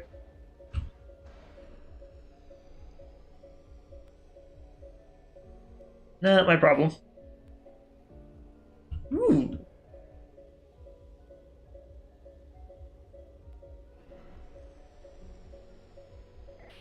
Actually, good thing I was flying by here. Entry number 13 in research Dr. Christy Armstrong Evans. The object forms a perfectly 20-sided icosahedron, 17 meters across. The surfaces it faces are covered with highly reflective material and an origin. Icosahedral crystals exist in nature and natural formation is highly unlikely. To establish an outpost here, proceed with direct observation. Power stand reactor is cold. Asna. Too dangerous. Let it get towed.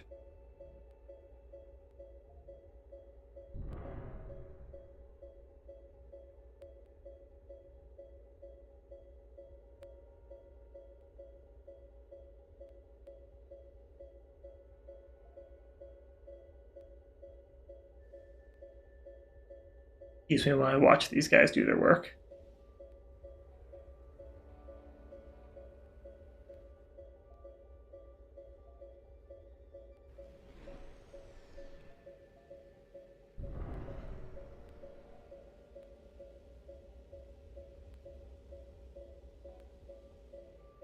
Y'all aren't good at this. This is embarrassing to watch, actually.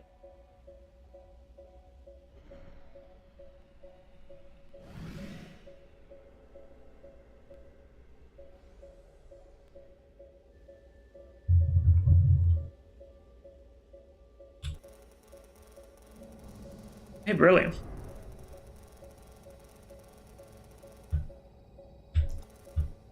Actually, that's a fair bit of beryllium.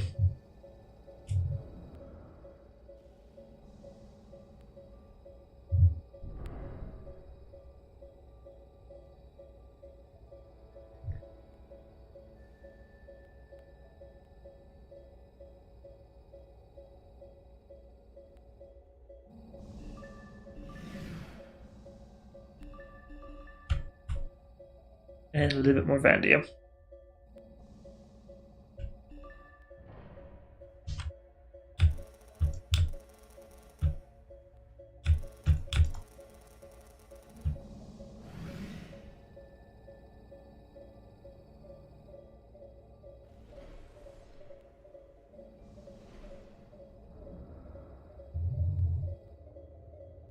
We got the processor unit jammed again.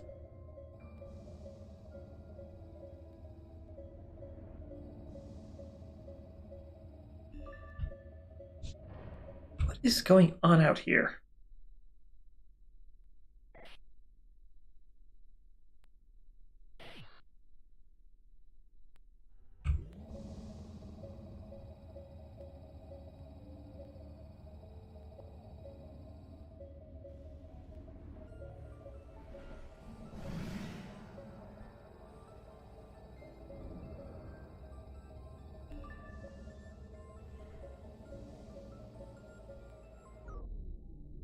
Oh, jeez. I thought I was not that close to that thing.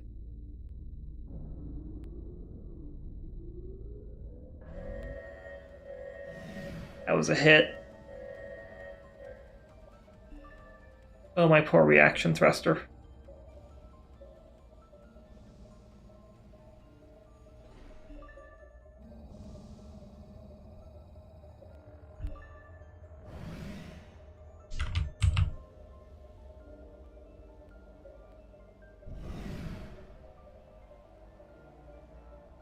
I'm going to go ahead and move in on that rescue op.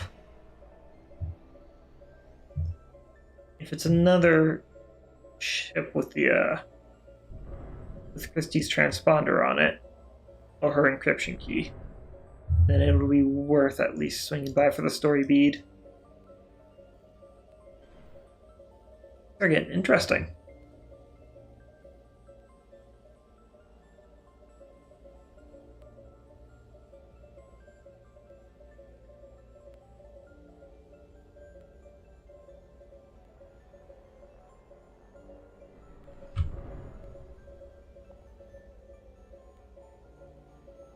Hit the brakes. Full stop.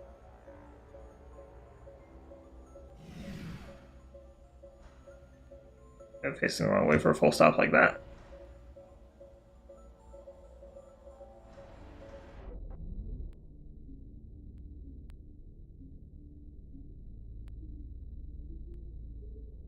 Oof.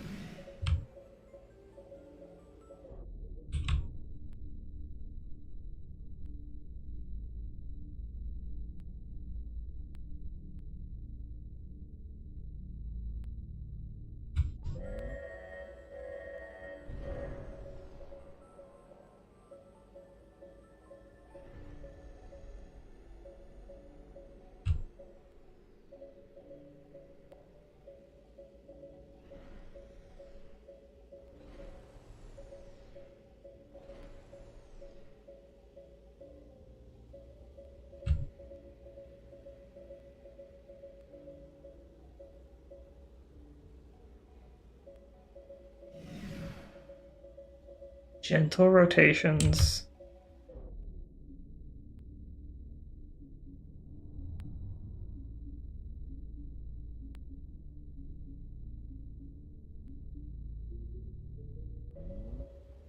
Oh, that was very cinematic. Almost makes it look like I know what I'm doing.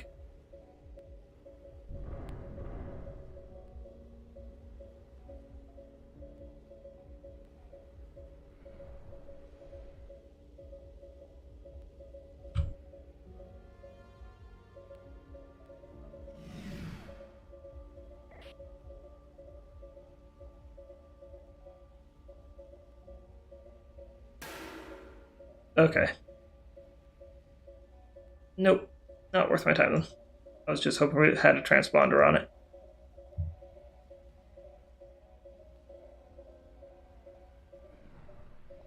That is a hard negative on the transponder.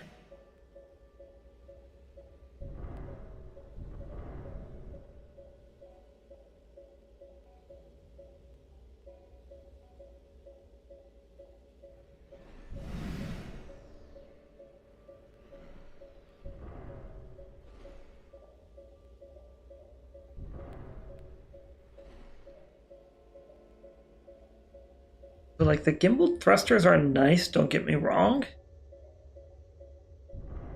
But I definitely think something with heavier thrust would be better.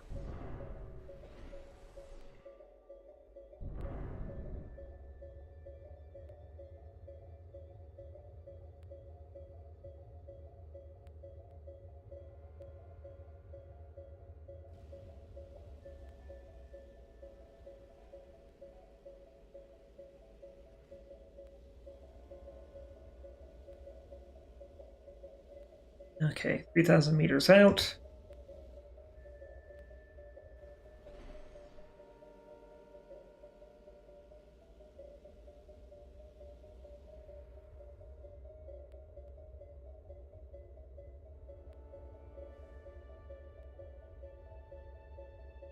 $2,000 meters out. Oh, my pulse laser. Light misalignment on the gimbal. That's not good.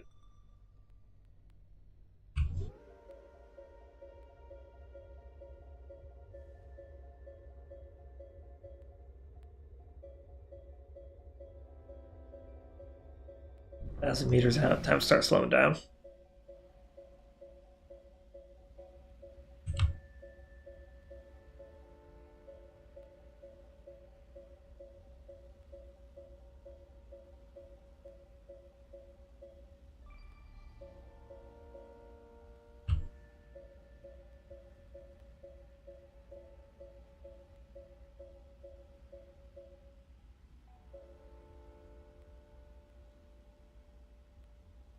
Yeah, you guys aren't gonna catch me.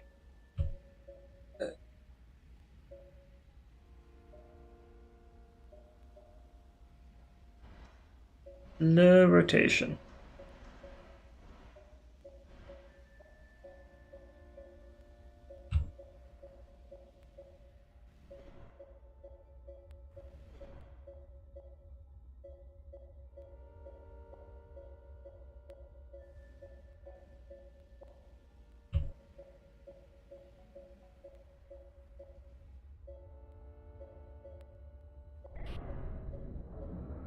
Almost.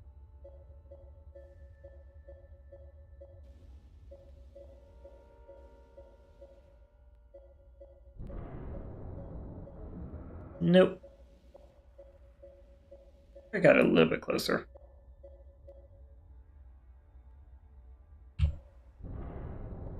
There we go.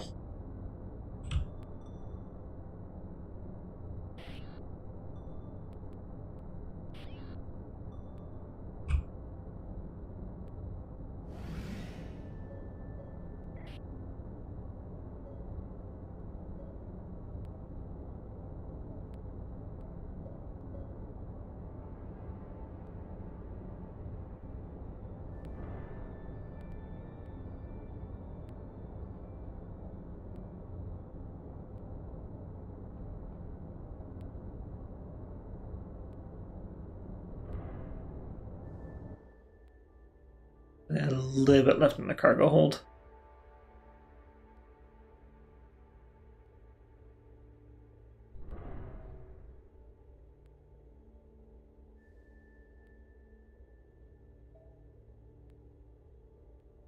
Fortunately, I don't think that stuff is stuck in there. A little pinch is frustrating. I think, yep, that was all the platinum. Okay, detaching.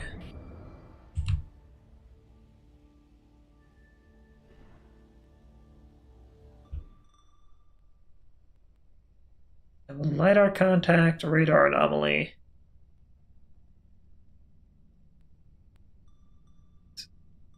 The 06 first.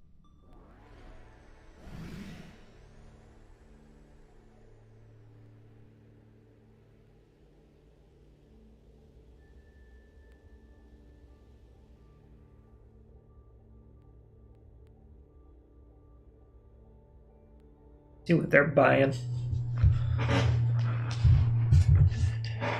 Anything to lighten the ship just a little bit. L06.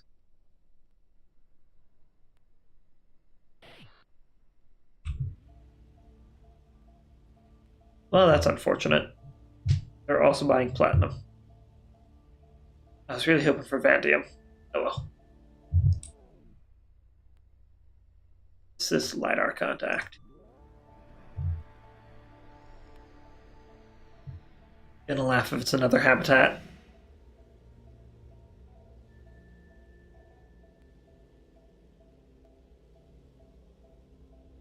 Okay, we're good.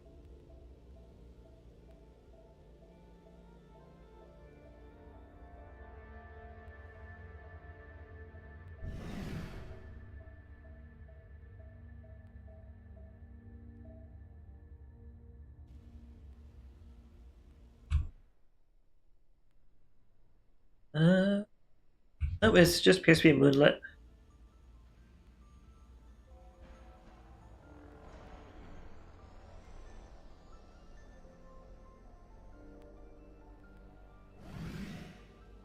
Definitely some kind of contact, though.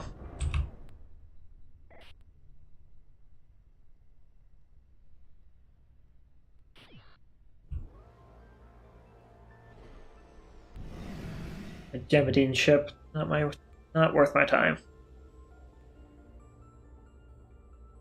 It's a uranium cave. Okay. Unfortunately, this ship doesn't have the capabilities of fitting inside of there.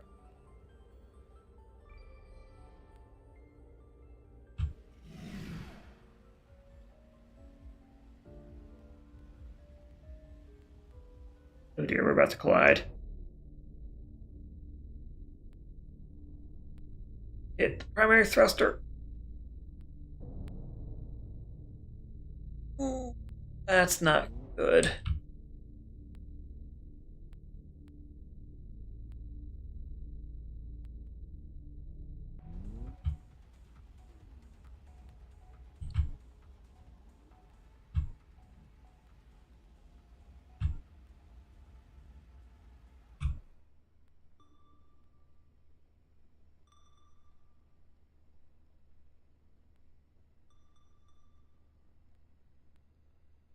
Yeah, that's not good.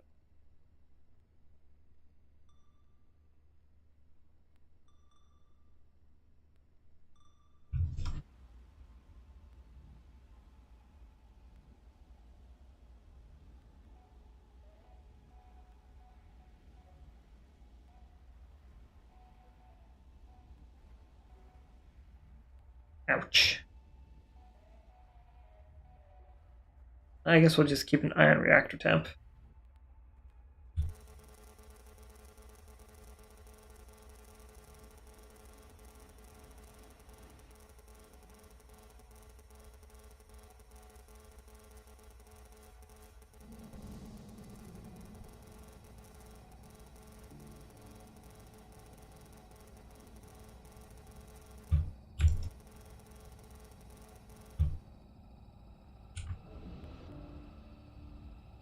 Oh, hey, I have a rock right there.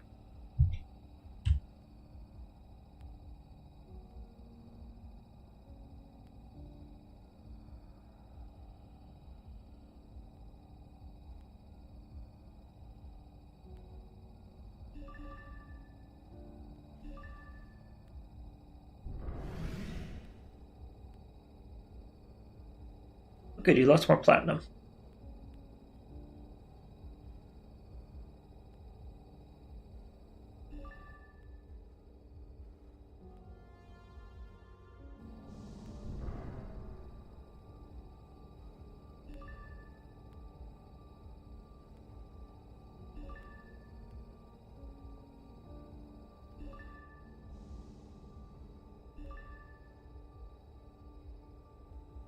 Fortunately, this ship is going to need repairs.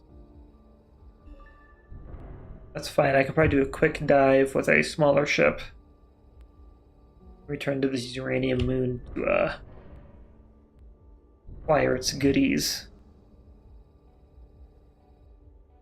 Oh, you ass.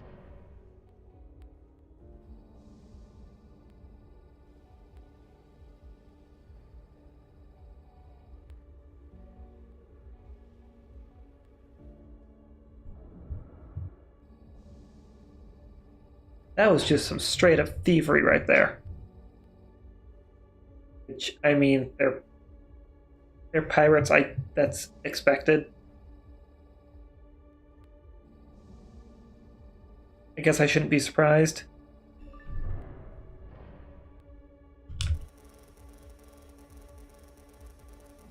Like, oh no, pirates are pirating. Space pirates, they have space pirated.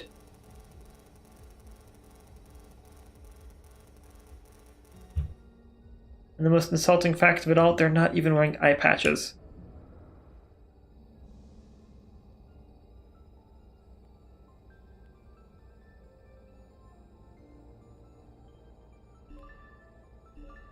Y'all call yourselves pirates, but how dare you not have eye patches or... Is that a laser? That is a laser.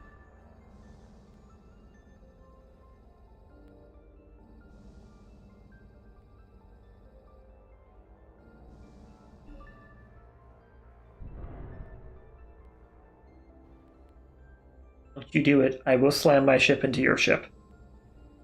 And that is an inertia fight you don't want to win. Can't win. An inertia fight you don't want to be involved in and that you cannot win.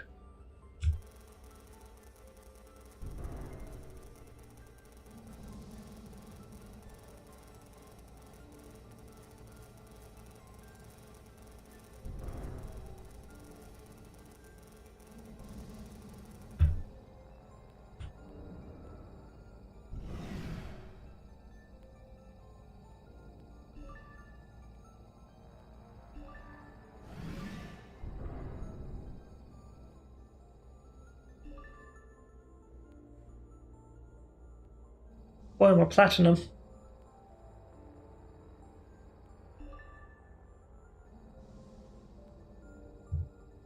I catch that space rock? Somehow? Yeah, probably.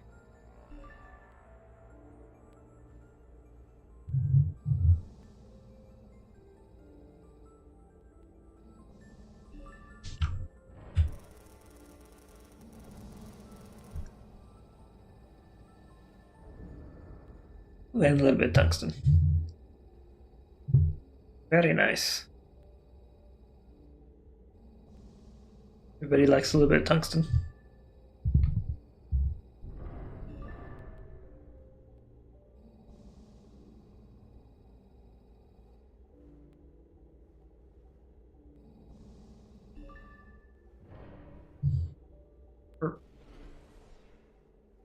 Tungsten? Titanium? Now I can't remember.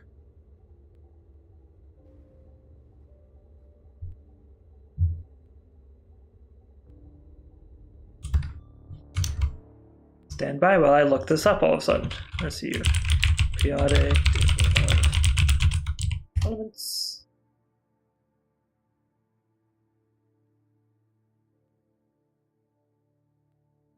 W.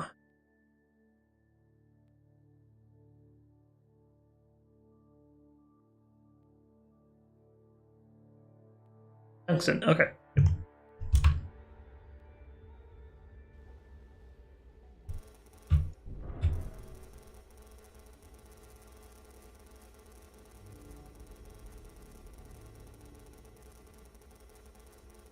Where's my laser pointing?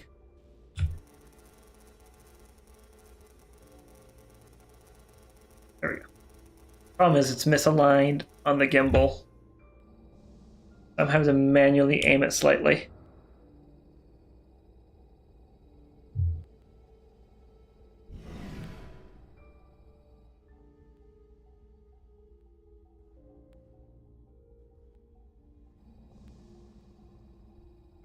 That is another thruster burn.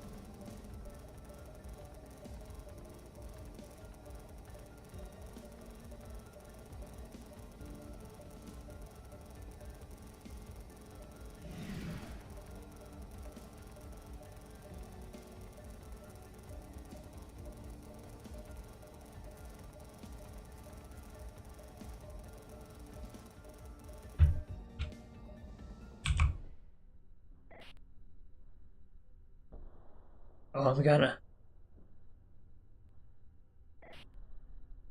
I'm absolutely going to cross the beams. There's an extremely slim chance of survival, but it can be done.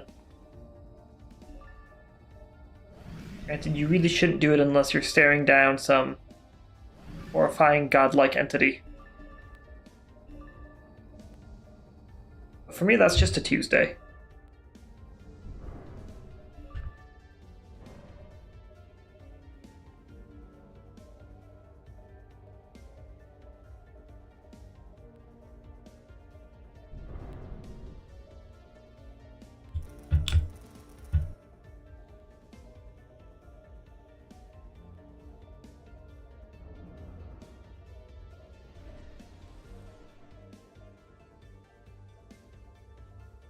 Here, platinum.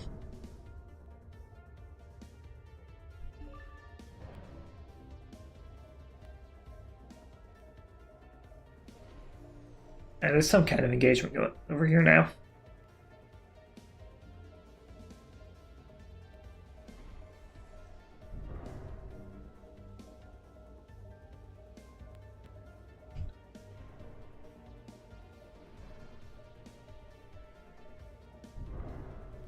I'm going too fast for how heavy this ship is.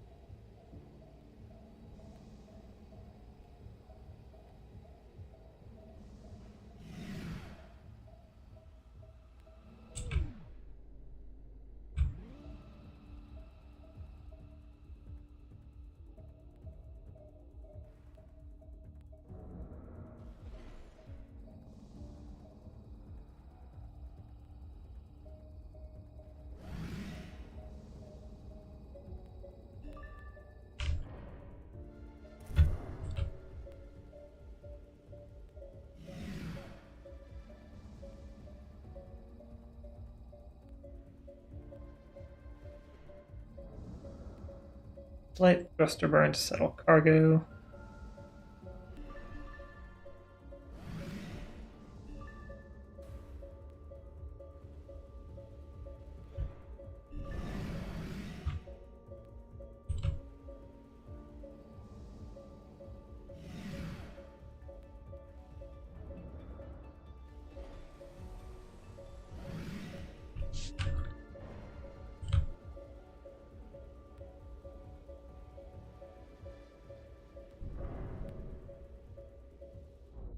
Now fire thrusters.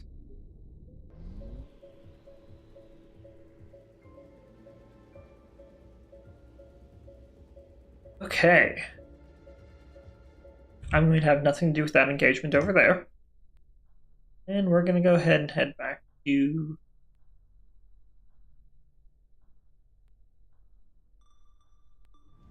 06.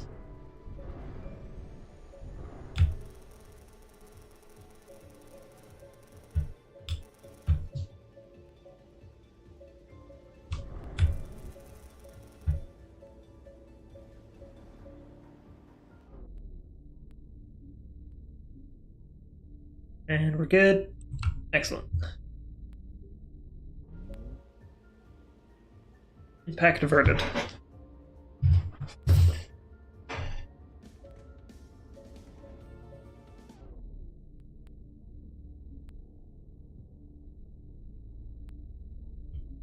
Oh, good.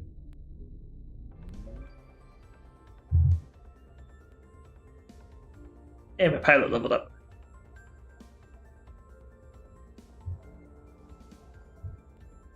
Okay, we're gonna have to take this ship back in Palladius, though is in desperate need of repairs. Nope, stop firing your thrusters.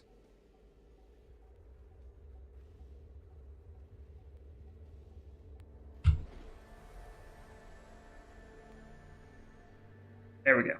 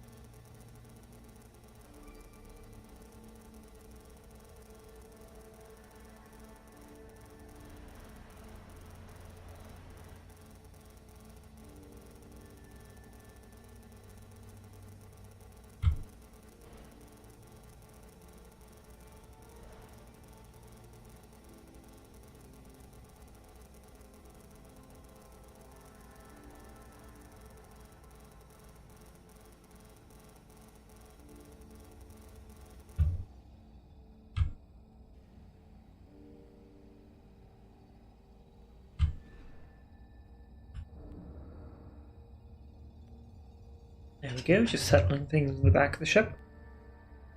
And going to pull everything in.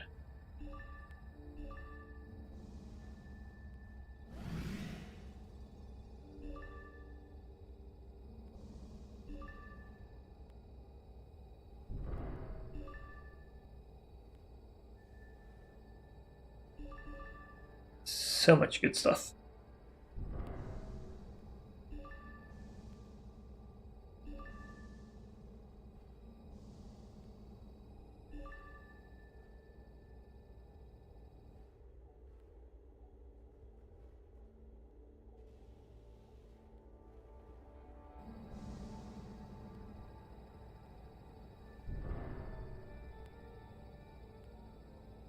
Unfortunately, my ship is incredibly weighed down.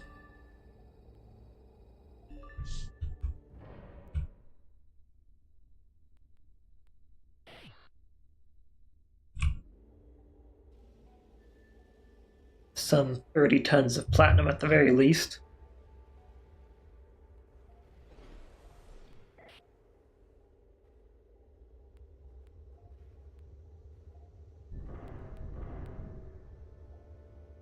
Also, I have a really bad reactor leak, so I really need to go back to Encladius.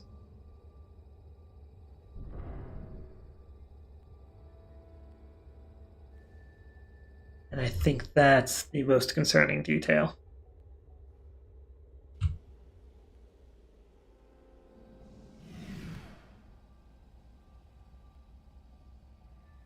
That arm should be able to grab me and stop me from gliding. Excellent.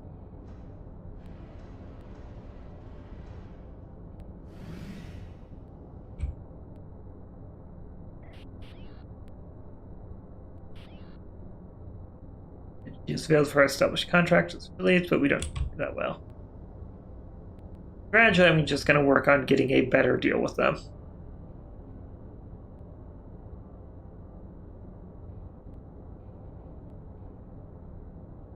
We're selling off tons upon tons of anything and everything.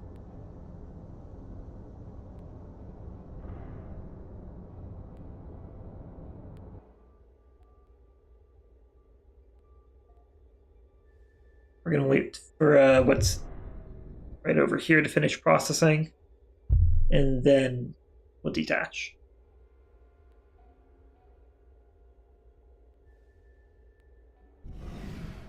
It's going to detach.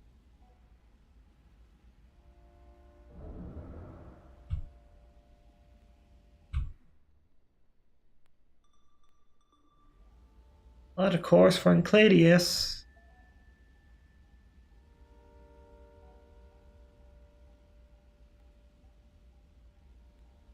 Yes, oh, my poor ship. Poor fusion angst.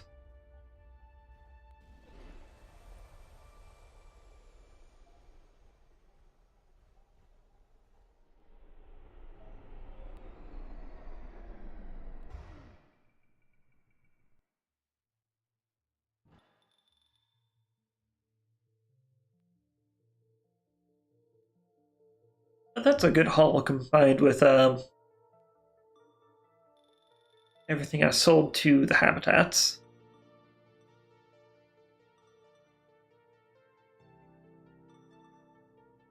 Okay, so first off,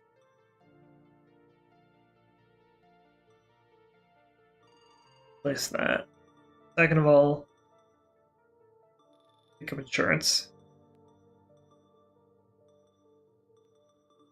Equipment, I'm actually going to replace the thrusters on this. The MA35s.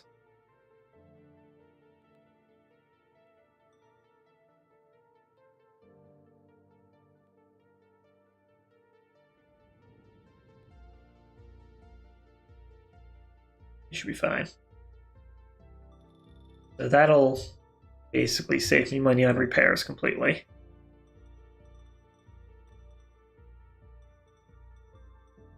After that,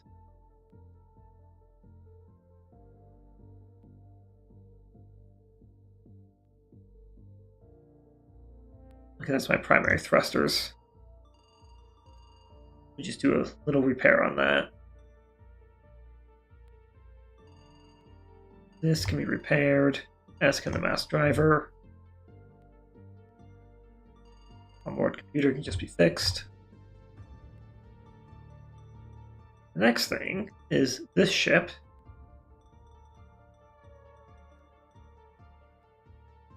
Jeez. What do you value that?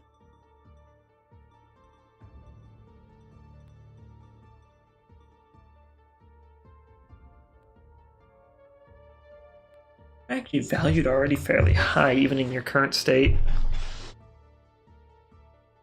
You know what?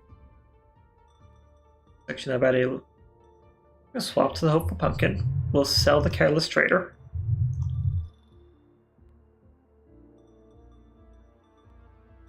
What's for sale in the dealership? Nothing I really want. Well, I kind of want to get this, but that is... that's outside of my budget. It's also so shiny and it looks so fragile, I want it.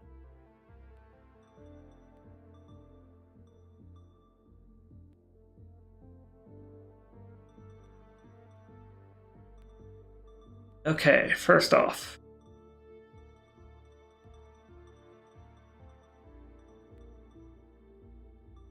gonna swap this out for the nugget drive.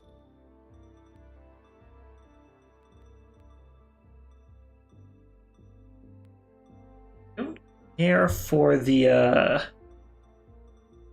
microwave emitters.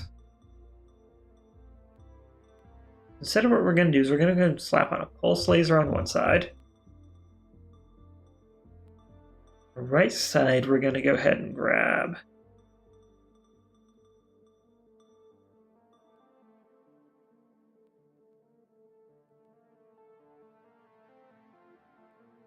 you know what? I should have tested.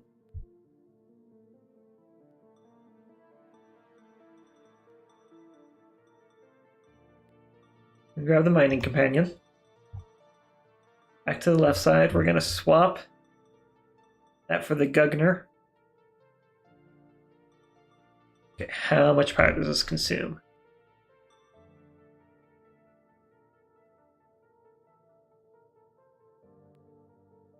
The ultracapacitor is not a fan. We'll get it anyways. We'll tweak the ultracapacitor. As for these guys, we're just going to go ahead and put in cargo containers.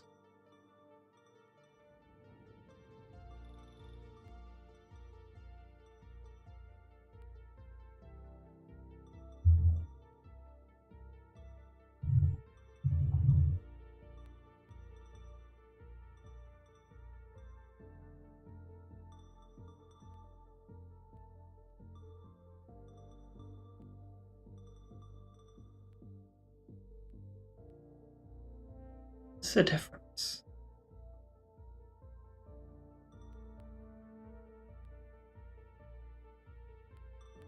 Why is this in megawatts? Power draw, all draw. Magnetoplasmic generator showing design with those in the popular MHO series thrusters. MP35 series produces megawatts of electricity. Like turbines and PTGs require external power to operate. And apps.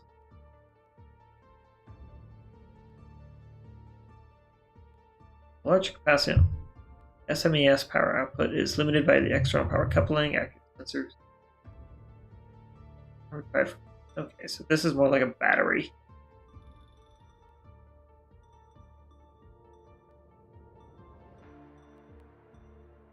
Cargo bay.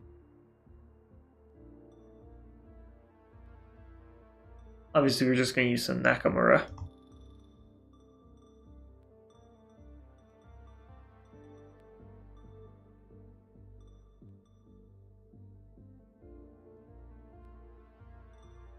PAL 9000.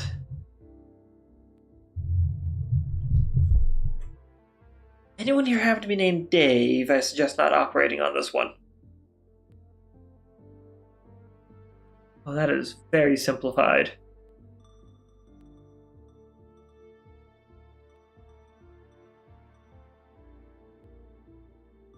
Up on the kitsune. Reconnaissance craft. This one.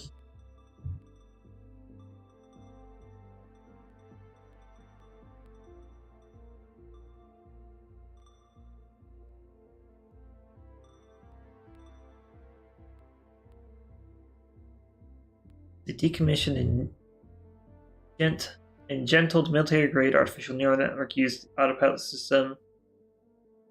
Rotational thrust computation capabilities allowed to accurately process thrust alignment on rotation. Faster heading adjustments and less unintentional rotation. Integration with standard HUD systems exposes it to botanical assessments, autopilot, and integrated fly-by-wire system. Interesting. The demilitarized system is not capable of full autonomy. At least that's what we're claiming.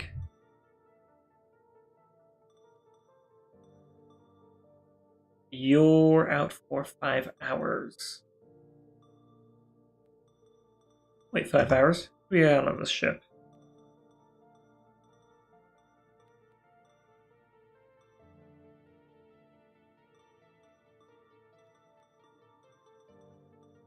Pilot for an engineer.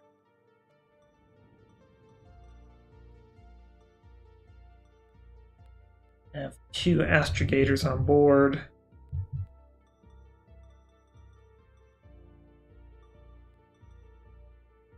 Go and pick you up. Okay.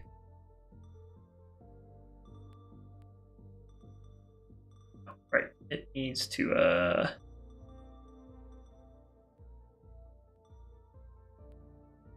go to the moon view.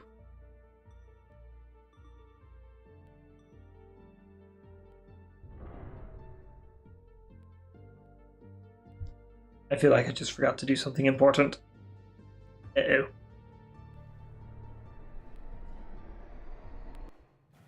I'm sure it's fine. Maybe. Hopefully. Okay, we're good.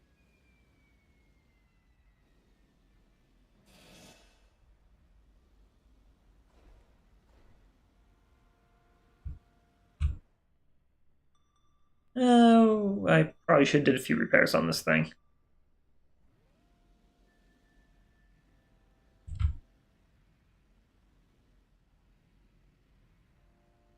That's very wobbly.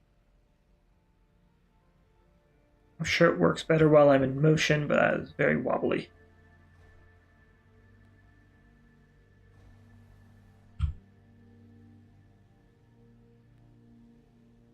So that might just be an issue with my thrust systems and onboard computer.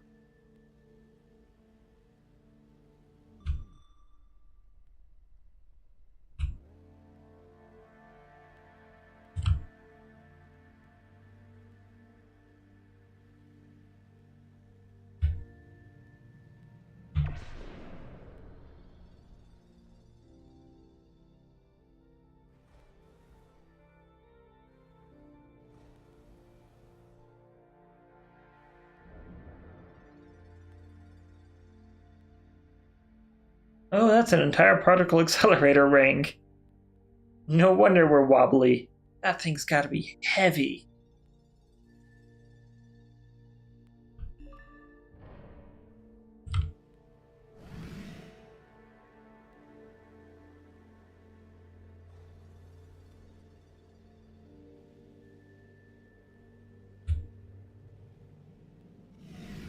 I see it power up. No, that's unfortunate.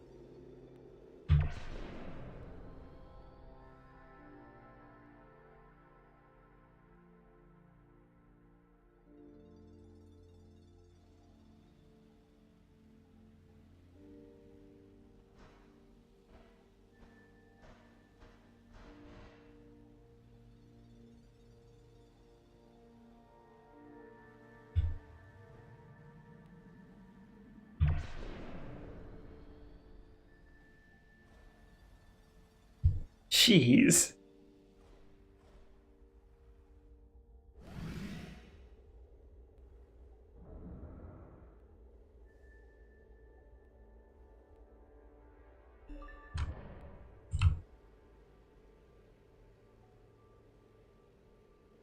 Alright, next thing we're going to do is we're going to send out the mining buddy.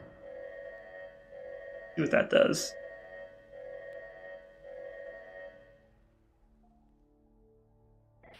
Maybe just whimsy?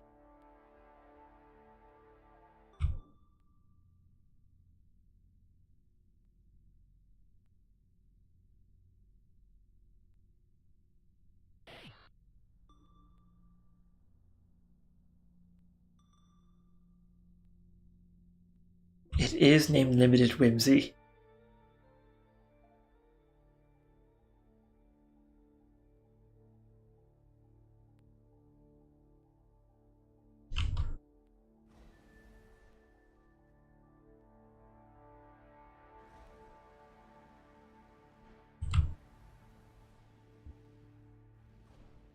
It's got a microwave beam on it.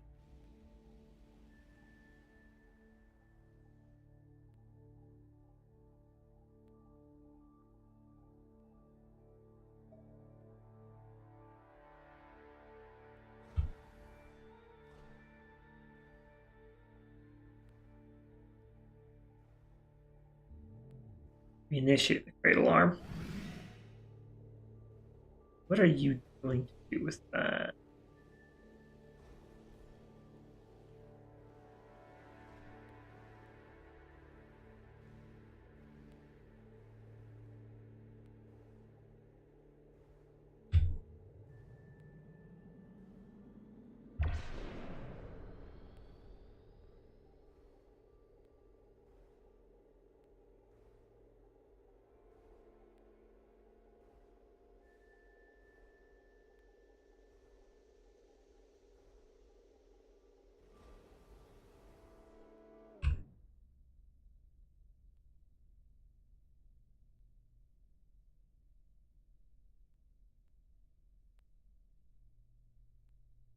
Minimal value 1000. That's what I want him focused on. Is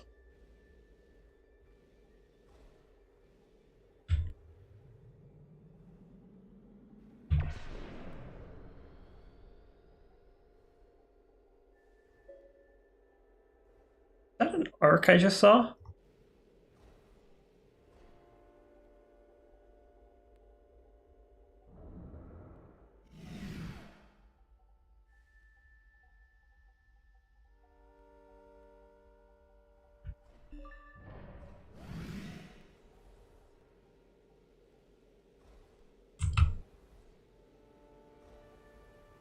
Like, I'm pretty sure that left a plasma arc between mined out objects.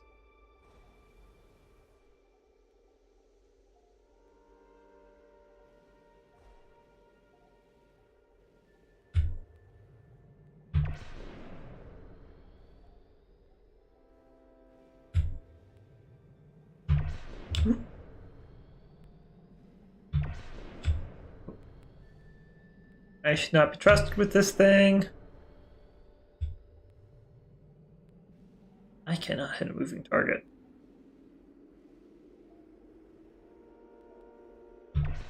Got it.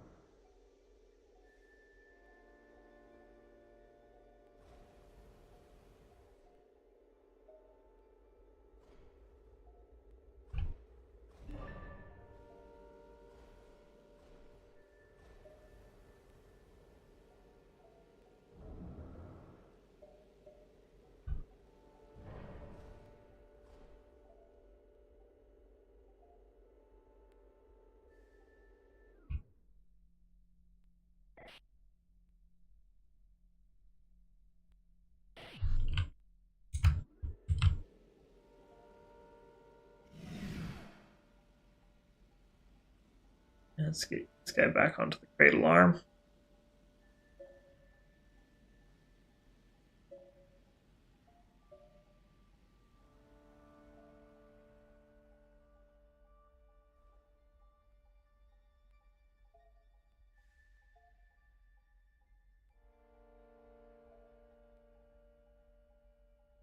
It's got excavator jaws.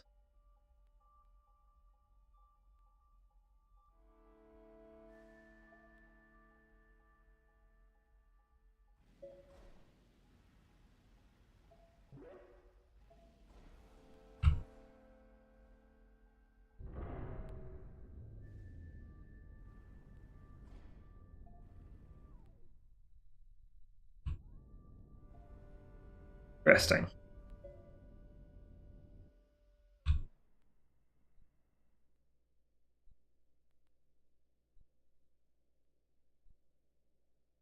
And head over to one of the habitats. Usually fairly high profit locations.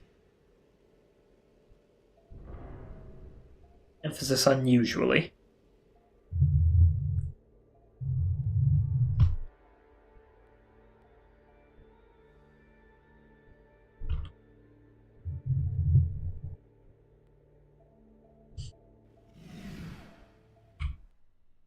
What are you guys buying? palladium.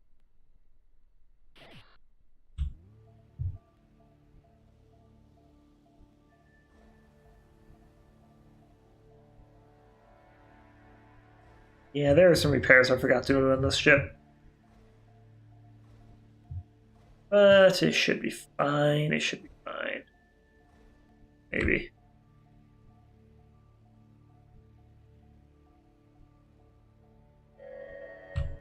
Why are we not stopping?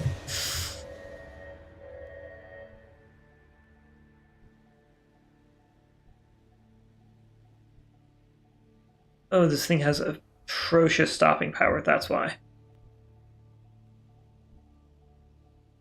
I don't have forward-pointing thrust. I don't have forward-pointing reaction thrusters, that's why. Okay.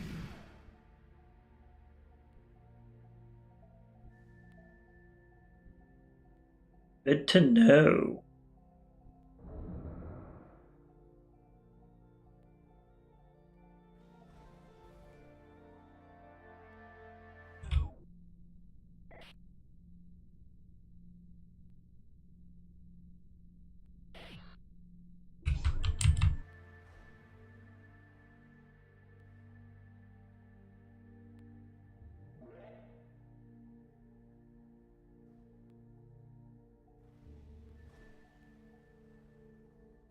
How does that work?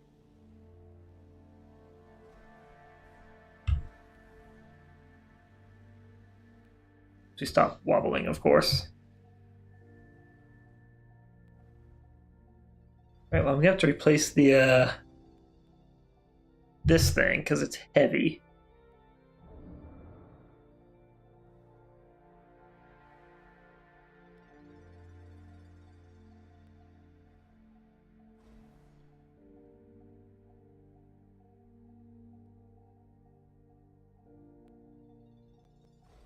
Ah, I see. Okay.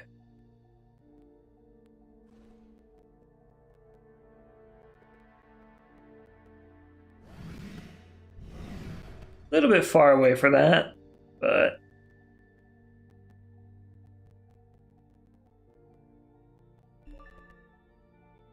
and that's why the distance is kind of concerning to me.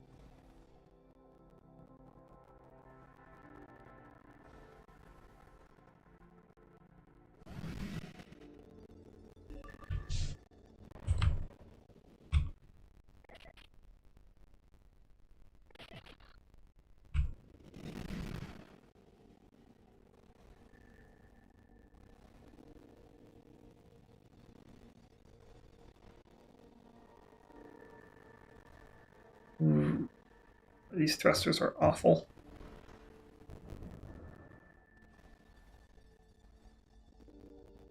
Well, it's not really the thruster's fault. It's the giant particle accelerator I put on the side of the ship.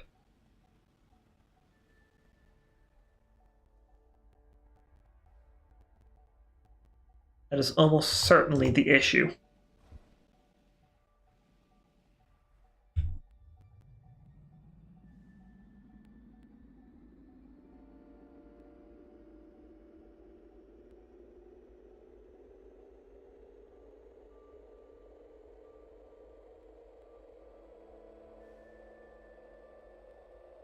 Shoot.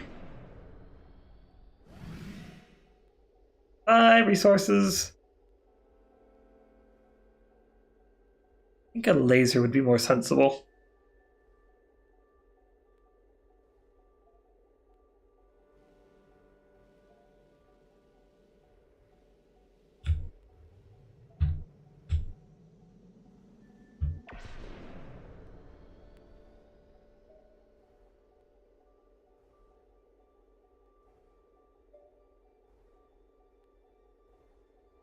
Granted, having one of these guys is kind of interesting.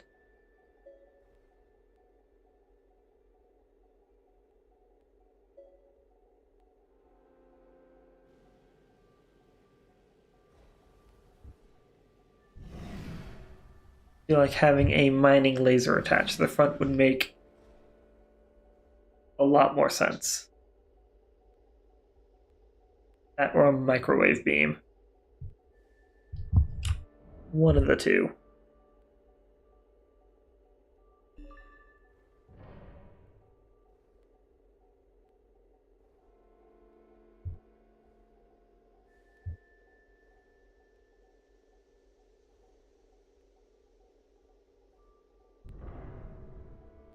Or who knows, maybe I can be a hazard to myself and use a railgun. This ship is definitely too lightweight for this.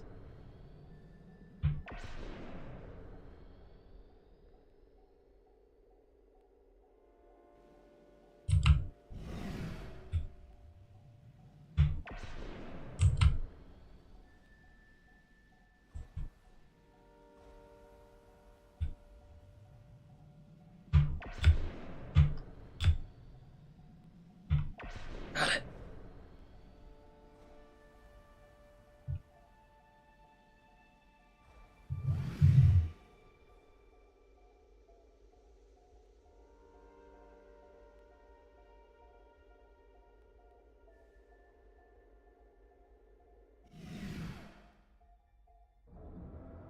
Goodness, this thing is a hazard.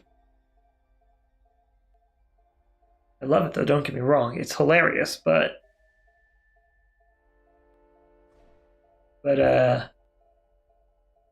ew.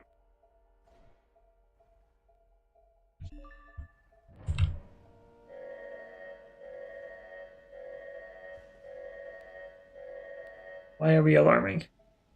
Temperature is okay. Everything else appears to be fine. Proximity alarm with my drone.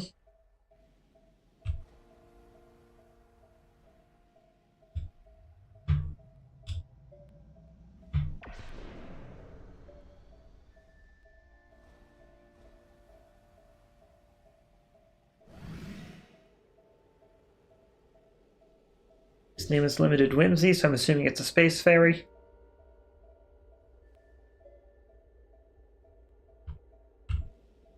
Not good. Here.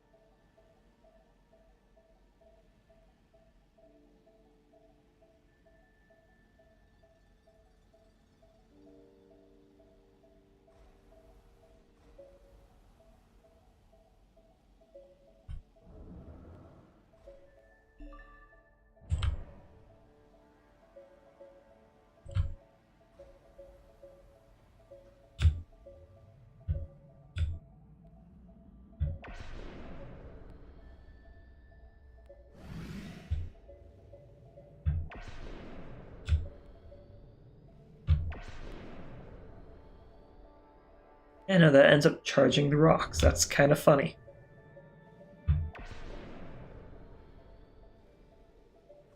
If it weren't so dangerous.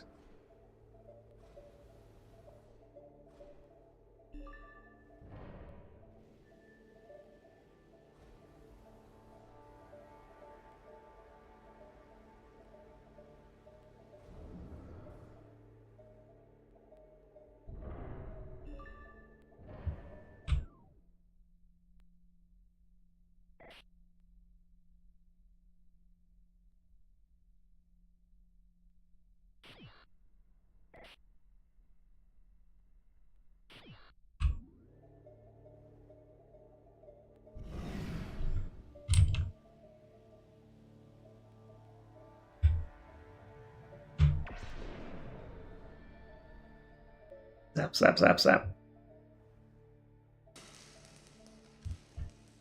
Ow. Got zapped.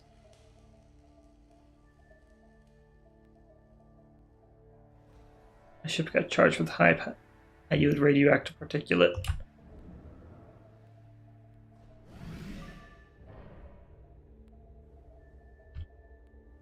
Is that supposed to be? What is that readout?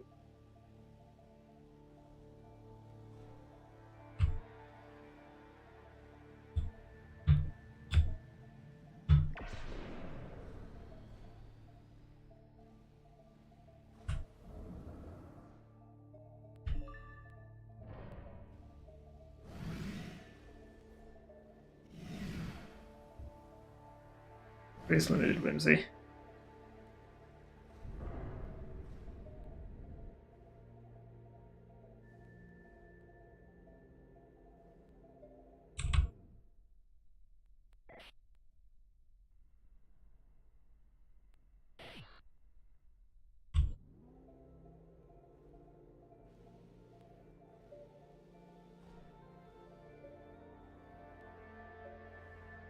you back onto the cradle. And then we'll go ahead and check out what the other habitat needs, if anything.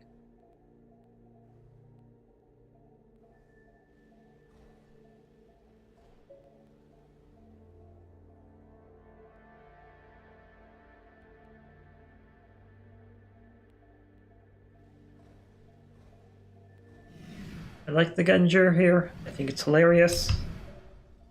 But it's too heavy for this ship with its four reaction thrusters.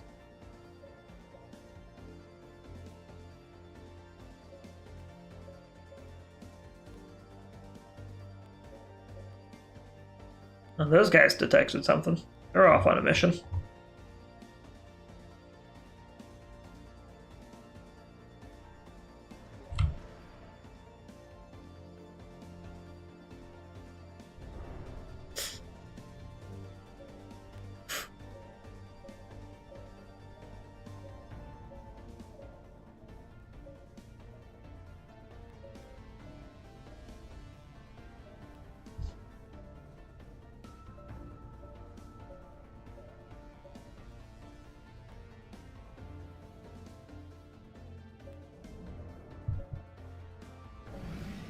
Okay. When it's docked, its jaws open up.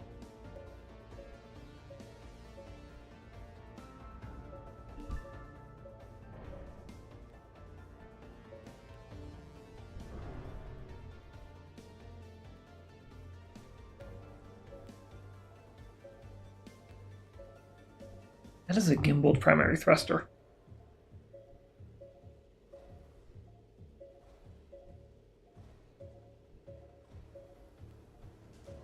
Sure, I care much for it either.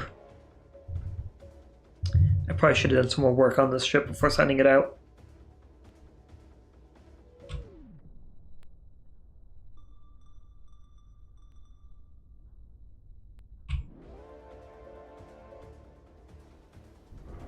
Ah well.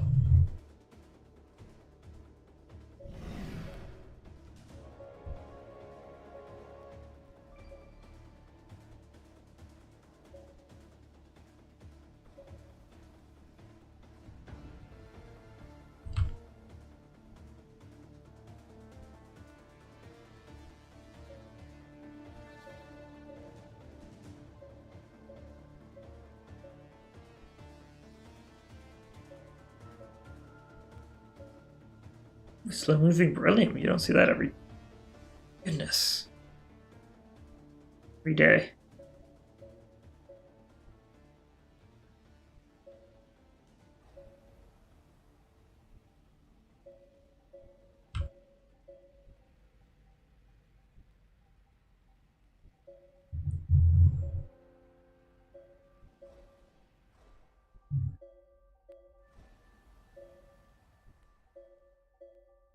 Also not sure how I feel about this fly-by-wire system. So again, it's probably just because this thing is incredibly heavy.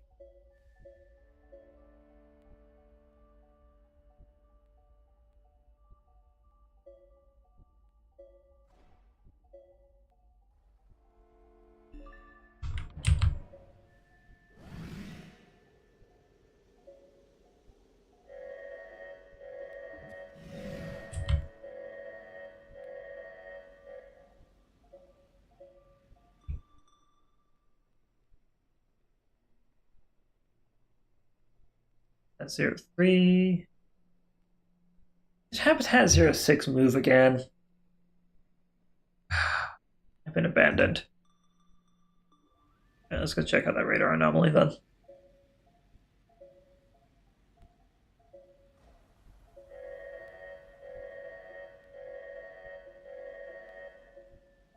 That alarm is obnoxious. It's probably tripping because I have multiple system failures across the board.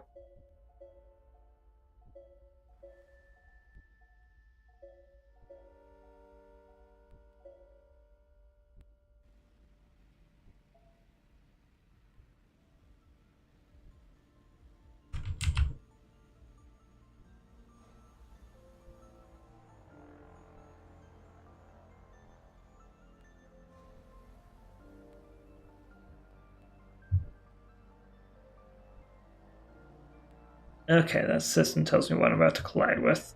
That's what that is.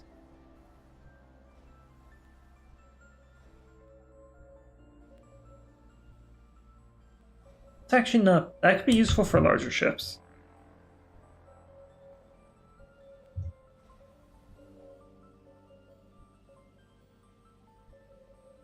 Rotate. Brakes.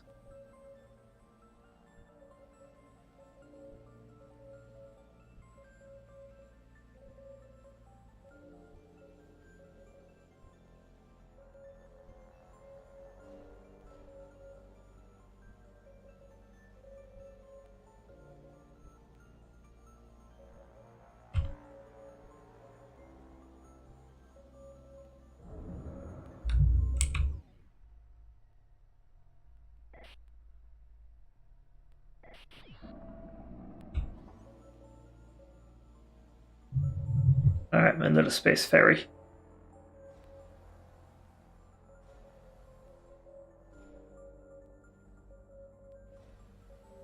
You head home. I'm about to make my life pod.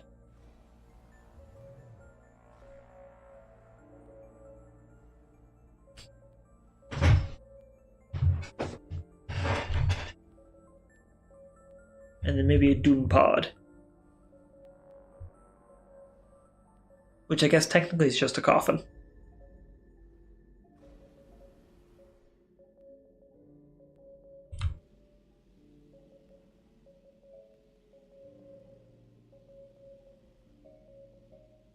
You're not. I am here to rescue you.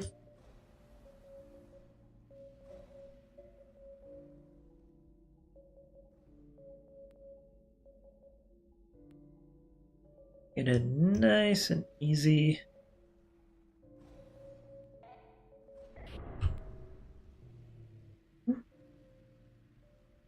I grabbed that.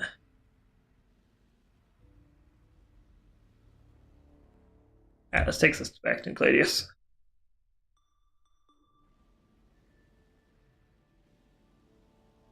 Critical life support systems. That's not good.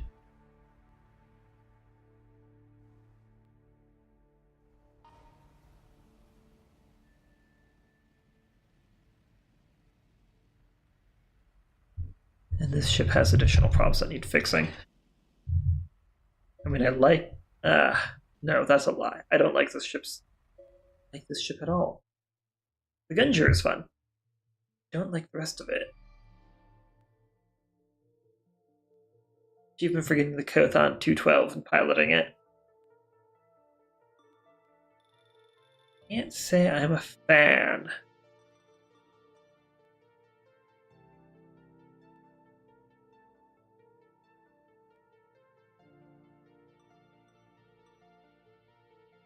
Yeah, the reactor just needs to be flat out replaced, as is a navigational computer. Engine.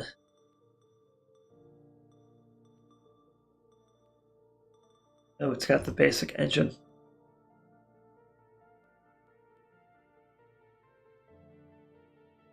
That is horrible exhaust velocity. No wonder why it's got 4 thrust.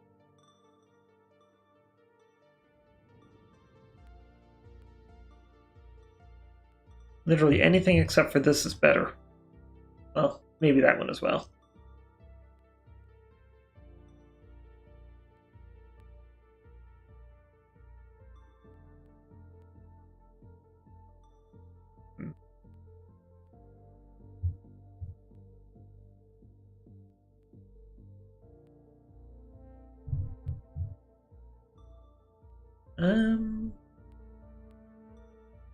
It's a little overkill.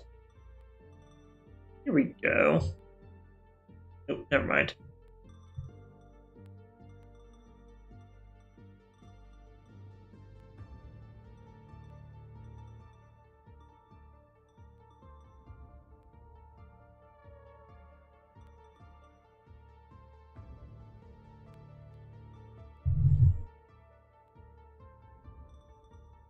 What do I have on most of my other ships?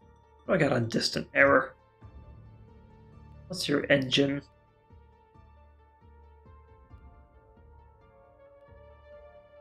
RA TNTRL K37.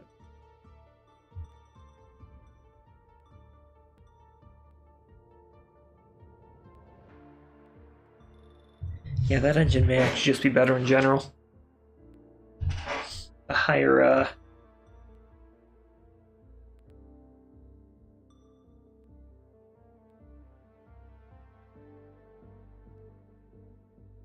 shockwaves. While it does deliver impressive thrust and low maintenance requirements, the exhaust chamber requires a significant period of warm-up. Though the exhaust velocity is underwhelming by today's standards, it's still popular for price, operating requirements, and maintenance. Oh, this thing has to warm up. That's a problem. Second of all, the Gunjer. I love it, but I hate it. Not for this ship. It's way too heavy. Oh, 15 tons of weight on just the one side of the ship. Yeah, no, that's...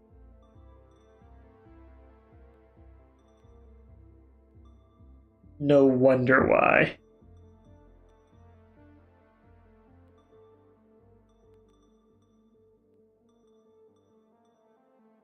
Honestly, for a more lightweight ship like this, probably a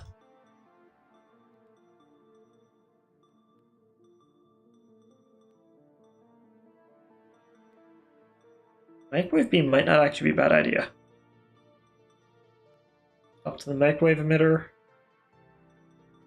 And just under tuning, we'll go ahead and we'll narrow the beam.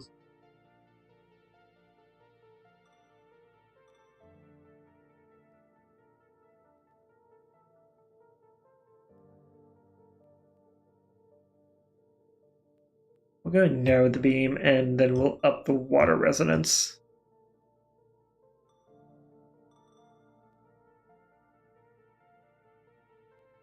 Which, I know it says it limits its effectiveness for self-defense, but let's just be honest. All the microwave beam does anyways is just damage navigational equipment. Other than that,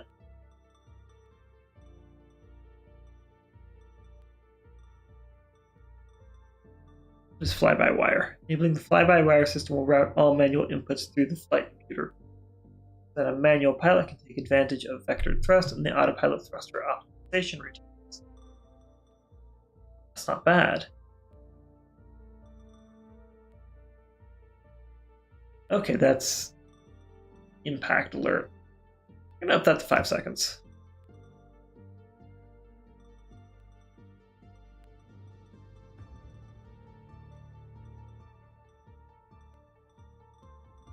Actually, fly-by-wire might be useful for larger ships. Like, say, fusion angst. And undeclared resolution.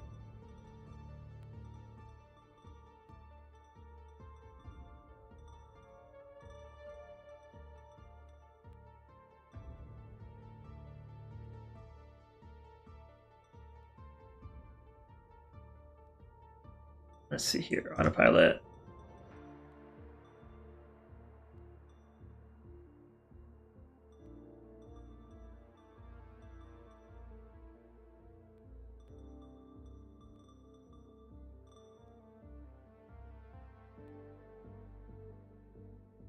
It'd also be better for this ship. If not, I can switch back to the cheaper variant.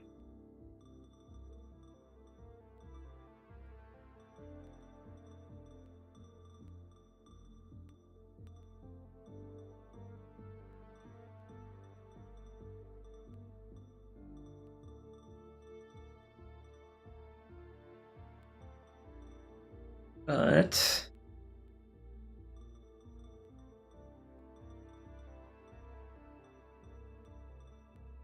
okay, cool. It kept those.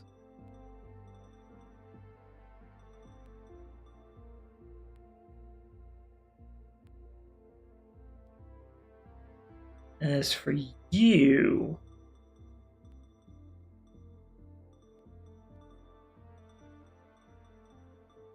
This silly thing.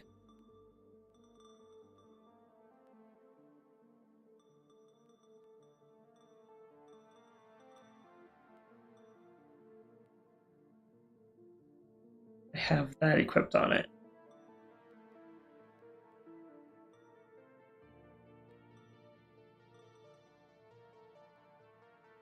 I think even a low-powered laser is a little heavier, but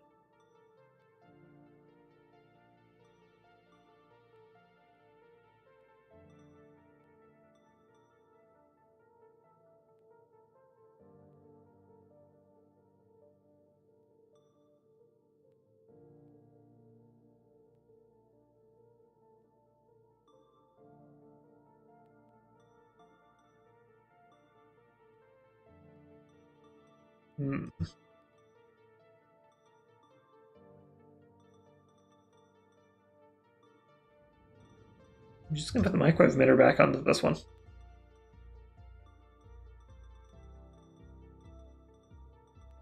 Then we'll go down to the emitter, use power, and increase water resonance.